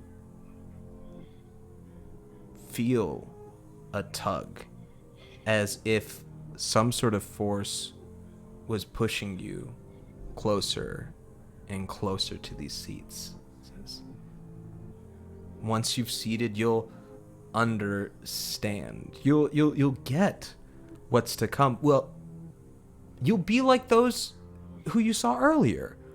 Happy, sated, comfortable. Don't worry.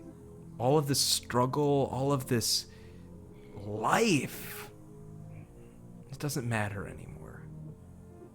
Once we all are divine.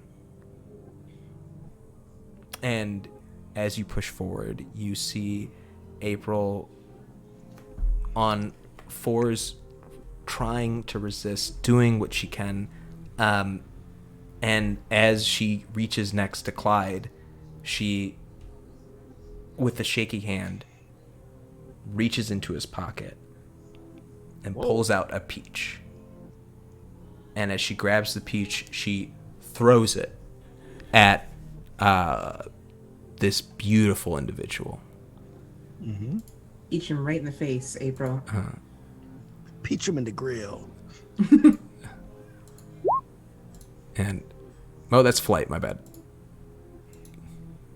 Okay. 2. She throws the peach, and he catches it and says, "What? You really thought this would stop me?" Can I use that distraction to shoot him again? Yeah, go for it. And I'm going to shoot after Micah does. Mm-hmm. And so, yeah, there's nothing even special about these peaches. Oh my sweet mother! You fire another crossbow. He dodges again. It bounces off the ground and it chips another point in the glass behind him. And come on, seriously, stop damaging the glass. Guys, I don't understand. This will all be over in just a few minutes. Just take your seats. And then Colleen, you take and another I'm shot. using my last adversity token. Yes. You get a 6, and he sees you ready your shotgun with the citric acid bullets loaded in it, and you cock once, and you fire, and he says, "Guys, it doesn't even matter anyways."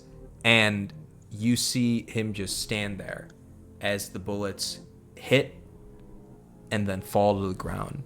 But it's a buckshot, so some of them get around and hit the glass, and it begins to crack and shift. And as it spider webs, it finally bursts open, and you see the wind blowing, pulling, as he grabs onto the seat, saying, "Now you've done it. Now if you just took your seats, this would have been over and not be an issue." And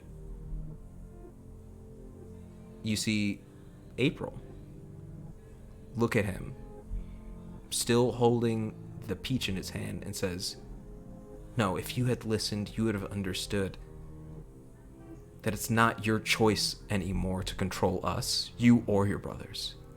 And as she stands up, you see her begin to be pulled a little bit by the force, but she raises her hands, and suddenly the peach begins to sprout a little bit of a vine that wraps. The pit! And it grows, and it wraps around Mott, binding him, confining him into a place, as it then extends to the edge of the glass, and you see her struggling, being pulled forward. Let me have Clyde make a brawn check to grab her before she gets pulled out along with. Oh, You my won. God. You try, and no, everyone can. I love this. I love it. So you Please, go everybody forward help and you me. slip, and she Please. keeps moving forward. It's a two. You guys Hold try. on, I'm gonna blow all my adversity tokens in that for Yeah. a 6. Yeah, I don't Heck yeah. have any more And adversity. then with a 9, you guys all together are able.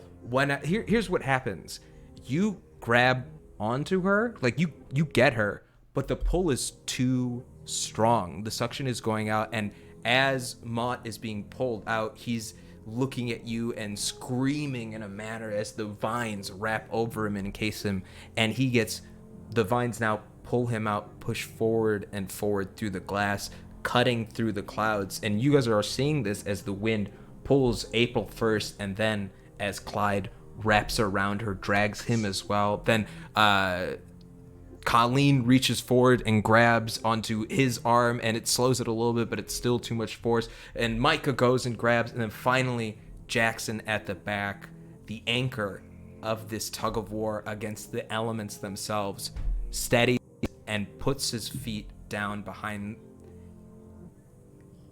as you finally come to a stop.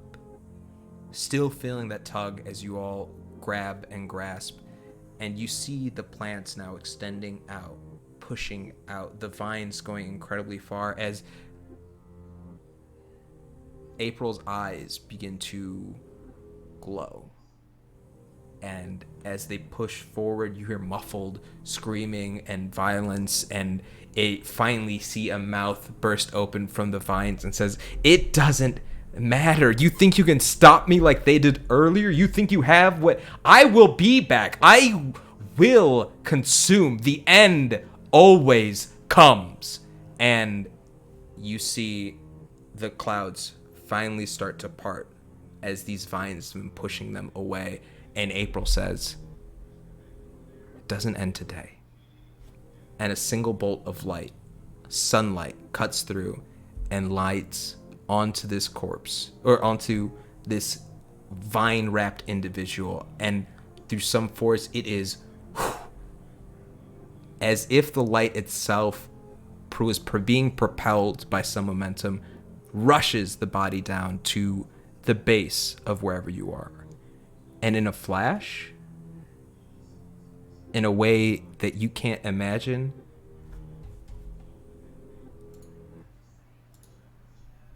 you're back in Cornhall. You're in the lobby. You guys look around, and it's the old gift shop.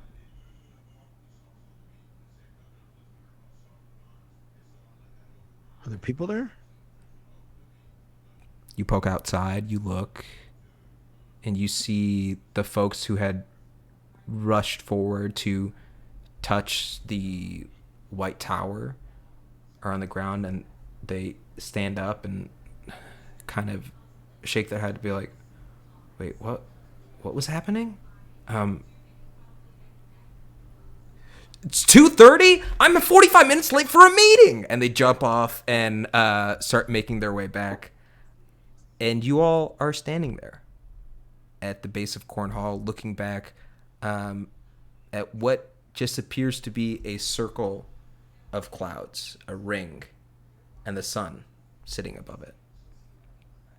And that's where we're going to end our tale of the Corrington crew. Oh, wow. Thank you guys all so much for hanging out with me and building this incredible world. It was very fun. Wow. I had a blast. Thanks again to Blue Microphones for sponsoring us, for letting us get through this really it was spoopy at times and then downright scary. Thank you all for just being a part of that trip with me.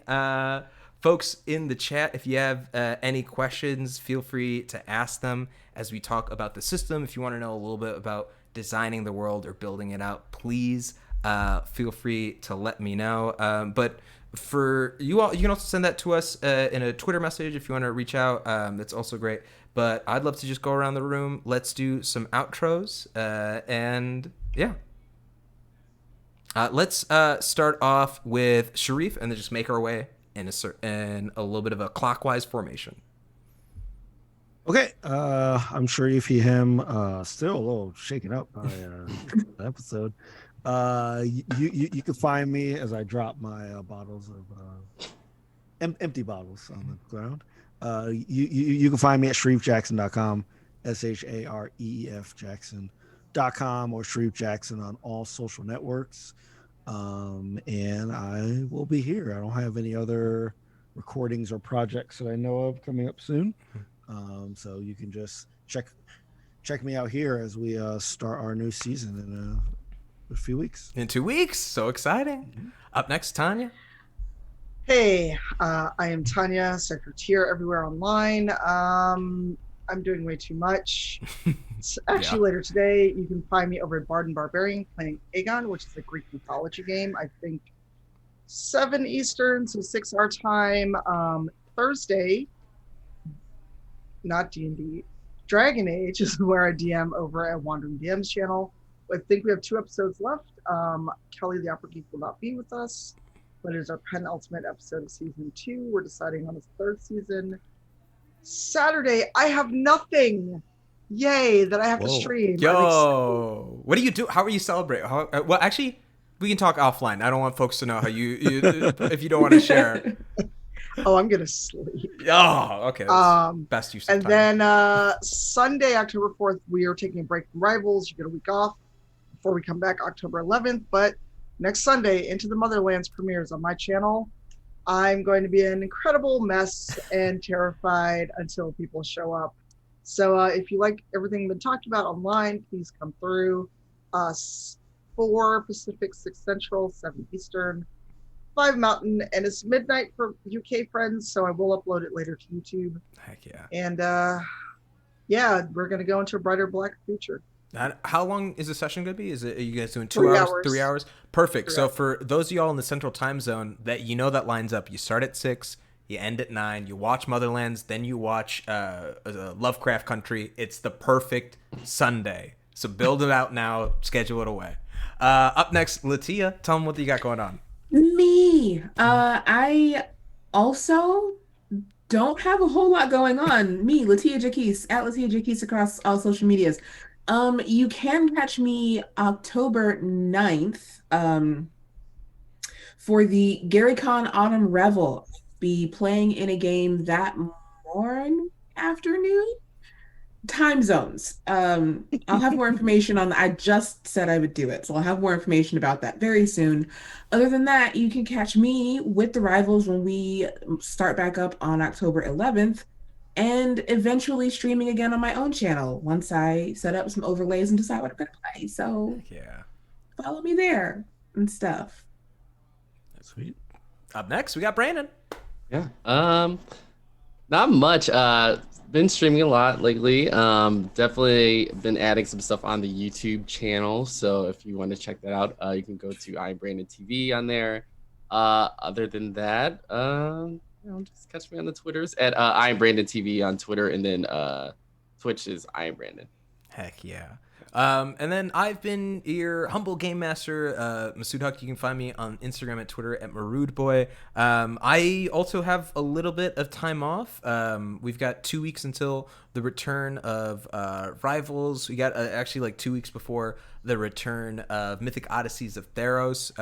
I'll be around playing some games on Once Upon a Game over on the Indoor Recess Crew channel every once in a while. We're doing a few more co-op streams, so that's fun. But the big thing I want to announce, and now that I can because I got it approved, but during Roll20Con and following on Wednesday nights on the Roll20 channel from 7 to 10 p.m. Central Time, I'm going to be running Balak Bayan, Returning Home. It is a Filipino culture and cyberpunk-inspired role-playing game, and I'm going to be doing that with my friends over from Stir Friday Night. They are Chicago's all-Asian comedy theater troupe. We've got some notable alumni, including Danny Pudi, Stephen Yoon, and AP Bio's Mary Sohn. And I'm just really pumped to be sharing this game with a really dope set of folks to have that representation. And so start booking it in. Start getting your Wednesday nights planned for Wednesday moving forward. It's going to be a blast. That's awesome. Yeah, dude. It's finally coming together. I'm really pumped. Yeah, congratulations. Thank you. Y'all, this has been Rivals on Bikes. If you got any other questions, if you want to follow us up, please find us on our Twitter and reach out. If you liked this content, if you like us exploring other tabletop games outside of D&D, please support us on Patreon. That's the best way to make sure that this sort of content comes out more and more. If you want to find out more about Kids on Bikes, check out our interview that we did with the creators over on our YouTube. And just finally, one last thanks to Blue Microphones for sponsoring us. We couldn't have done this without you, and we're super grateful. Thanks, Joel. Until next time, that's us. We'll see y'all. Yeah. We're actually gonna Ray Kwai guy who Yes. is doing a charity stream. Heck yeah. Yeah. And he's helping indies, so that's amazing. Indies are great. Mhm. Yeah, Yes. and like also thanks to Renegade Games for supplying us with some codes. Yes, some, yeah, yes. giveaways. So like I already passed the information for our 3 winners Oh, yeah. on to them. So thank y'all so much for watching, entering, and hope you enjoy it as much as we have. All right. See you guys next time. Thanks, y'all. Bye. Bye.